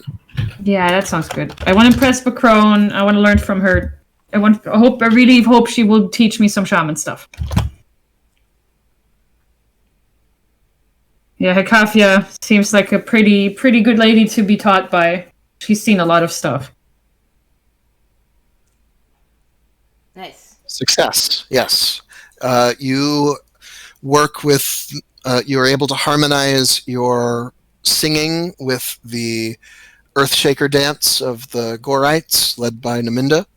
All of it overseen by Taikora Tech, embodied by Hekathia, who a big part of these ceremonies today are to ensure that the blood and death at Corflu gives birth to new life. And the ceremonies proceed through the whole day of Clay Day successfully. The such life as grows in the swamp is likely to have an excellent rest of the year, which makes it very important that the trolls have been paid off. Mm-hmm. Cacti, do you ever invoice Basro about the 5 cows worth of trade goods you gave to the trolls to keep the mosquitoes at bay? I'm not sure Cacti would, unless Potop suggests that. Cacti's been like just humanitarian, giving away things for pretty much no you returns might still other than. want to let Basro know that there's a deal that needs to be. Oh, restructured. Cacti Yes. would let that part know, but she Okay. would essentially just inform them that part of the negotiations, or the reason that the area is mosquito free, is due to a prior arrangement with the trolls and Trollkin, and that Cacti essentially got them like a grace period of waiving through her giving stuff away, but she wouldn't invoice them. She would just Sure. tell You them the report facts of what the happened, past. though, so that Basro knows about the existing deal. Yeah. Yeah. And Basro has honor 90, so he recompenses you regardless. He gives you 100 L of silver to make up for the trade goods you gave. Oh. Oh, okay. Taken straight from the Lunars. It's got the Lunar Emperor Argentius' name face on it. At least his mask. Cacti will accept, though she has this look on her face that says like, I don't know what I'm gonna do with this actually. I mean, just give it to charity the next time we're anywhere. It's probably what's going to happen, yes. Yep. All right, cool. Before we end, I did want to ask the group in character, like as we're heading back, tell them it's time to seek your opinion on a thing I'm thinking about doing. I have this issue with the Black Eater. I think all of you know about. Hargrow, Darkbite offered. All of you were there, I think, to help me. Brightbite, thank you. Brightbite offered to help me because he has gold teeth. Yep. Sorry, I said it in character. She said it correctly. Jen are not looking at my sheet where it's written down. Sorry. Anyway, Hargrow, Brightbite offered to assist me in figuring out what that history I have and discovering more about it. I've thought about what I want to do, but I was curious how you're a part of this journey with me too. So all of you, what do you think about me looking into this, pursuing this on my own time? Learning is Why good. would you not? Learning is good, but watch out for yourself. Well, Be careful what you might find. Yeah. What about you, Cacti, Talak, Sis? I mean, Cacti hasn't changed her mind since the last time that she said that she wishes she could stay home, but essentially everything is making her essentially leave. Not necessarily just this, which, by the way, I don't know if you remember, but I think that Cacti did tell you that essentially her grove wants her to accompany Gabaryanga on his quest because of the significance of the, blue plants being the blue moon plants resurging because of his accomplishments thus far. Yeah, but so I hear that, I have a thought on that, but what about me pursuing this thing with Hargrow currently? Forbidden, dangerous, or secret knowledge is the best kind. I don't understand. Why would you say no? I hear you. I want to hear from the rest of our team, our group. More knowledge is good knowledge, but I mean, if it makes you uncomfortable, then Cacti will respect you saying, I want to stop this now, actually. What about you, Talak? Well, it has been my observation that while you are very attuned to your own personal fire rune, there is also some the element of darkness also seems frequently attuned to you in some manner. So I think the elements of light and darkness are to a certain extent conflicting in regards to you, and understanding and resolving that conflict would be beneficial. That is my hope as well. It troubles me with what I might discover, but my hope is that it will help me reconcile this war that I'm fighting with my self-sister. Once the others have said their piece, Gabaryanga, since he has a loyalty passion, he considers himself part of the group. And, and Surma did say he has a part in. He has a say. Yeah. I have learned many sad and unpleasant things looking into my own people's history, learning things that were secret or lost. But the knowledge has made me stronger, even if it is a burden. As long as you feel fit to the burden, then I agree with Potov. Why would you not? So be it. Then I will pursue it.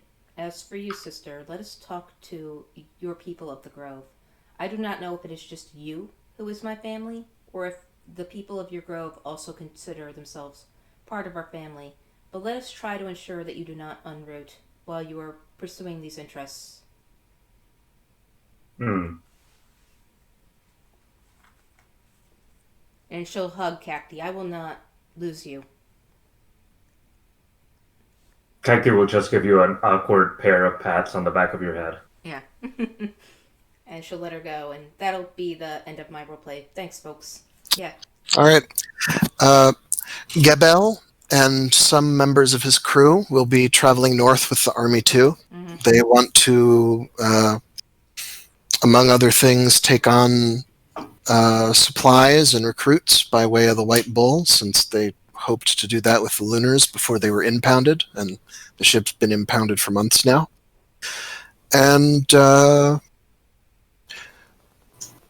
the next session, rather than play out a ride all the way back up the Zolafell, it took about 2 weeks to get down to the estuary while you were committed to following the river. So the next session will begin early in Stasis Week of Fire Season. Cool. And that seems very portentous to what where Talak's journey is going. Yep. And we'll. If it's stasis, then the journey's going nowhere. Well, once we've debriefed with the king, you'll have some longer-term decisions to make, and then we'll transition to Earth season, probably early next session. And we'll do like the downtime level ups and stuff like that. Yep. Exactly. Cool. And we'll do it live so that everybody gets reminded of everything that's required. Okay. All right. Does anyone have anything they want to bring up before we close? Nope. I'm excited to see how things close. Cacti wanted to say something. Yeah, since the Aldria Holy Day is happening the same day that Philomena's stuff is happening, should I also do rolls? Is there even a holy temple for Aldria in the area? I mean, Aldria is an associated cult, so you could probably participate. Yeah, wherever Ernalda has a shrine, Aldria is accepted. They're good buddies. Okay. So yeah, do you have the skill Worship Aldria? Not trained, unfortunately, no. Then it starts at the base level, which I think is just 0, but or 5 or something. But just like any other worship roll, you can then spend points into it. And if you succeed, then you can, you put a check in it, and you have the skill Worship Aldrea. Mm-hmm. Okay. So 2 points to begin the worship roll, and then 1 point per plus 10 to stack onto it. I would usually spend enough to get it around 100. I'm gonna try. I can augment this as well, right? Yes, and you can augment before spending the MP. Okay, so augmenting with fertility. Yep, fertility or plant would both make sense. What's it special? So plus 30. Plus 30. And how much MP are you spending? Are we back up to full since it's like 3 days later Yes. from the last time? Yes, this is happening on Clay Day. It's been 72 hours. So 2 plus. I'll spend 10. All right, so that should get you to 105. Yep. Success. You put a check in your new Worship Aldrea skill. Nice. Neato. Yep. All right. Anything With else that- for the recording? Anyone? Nope. All right, I'm going to end the recording, and then I'm going to talk about dumb stuff.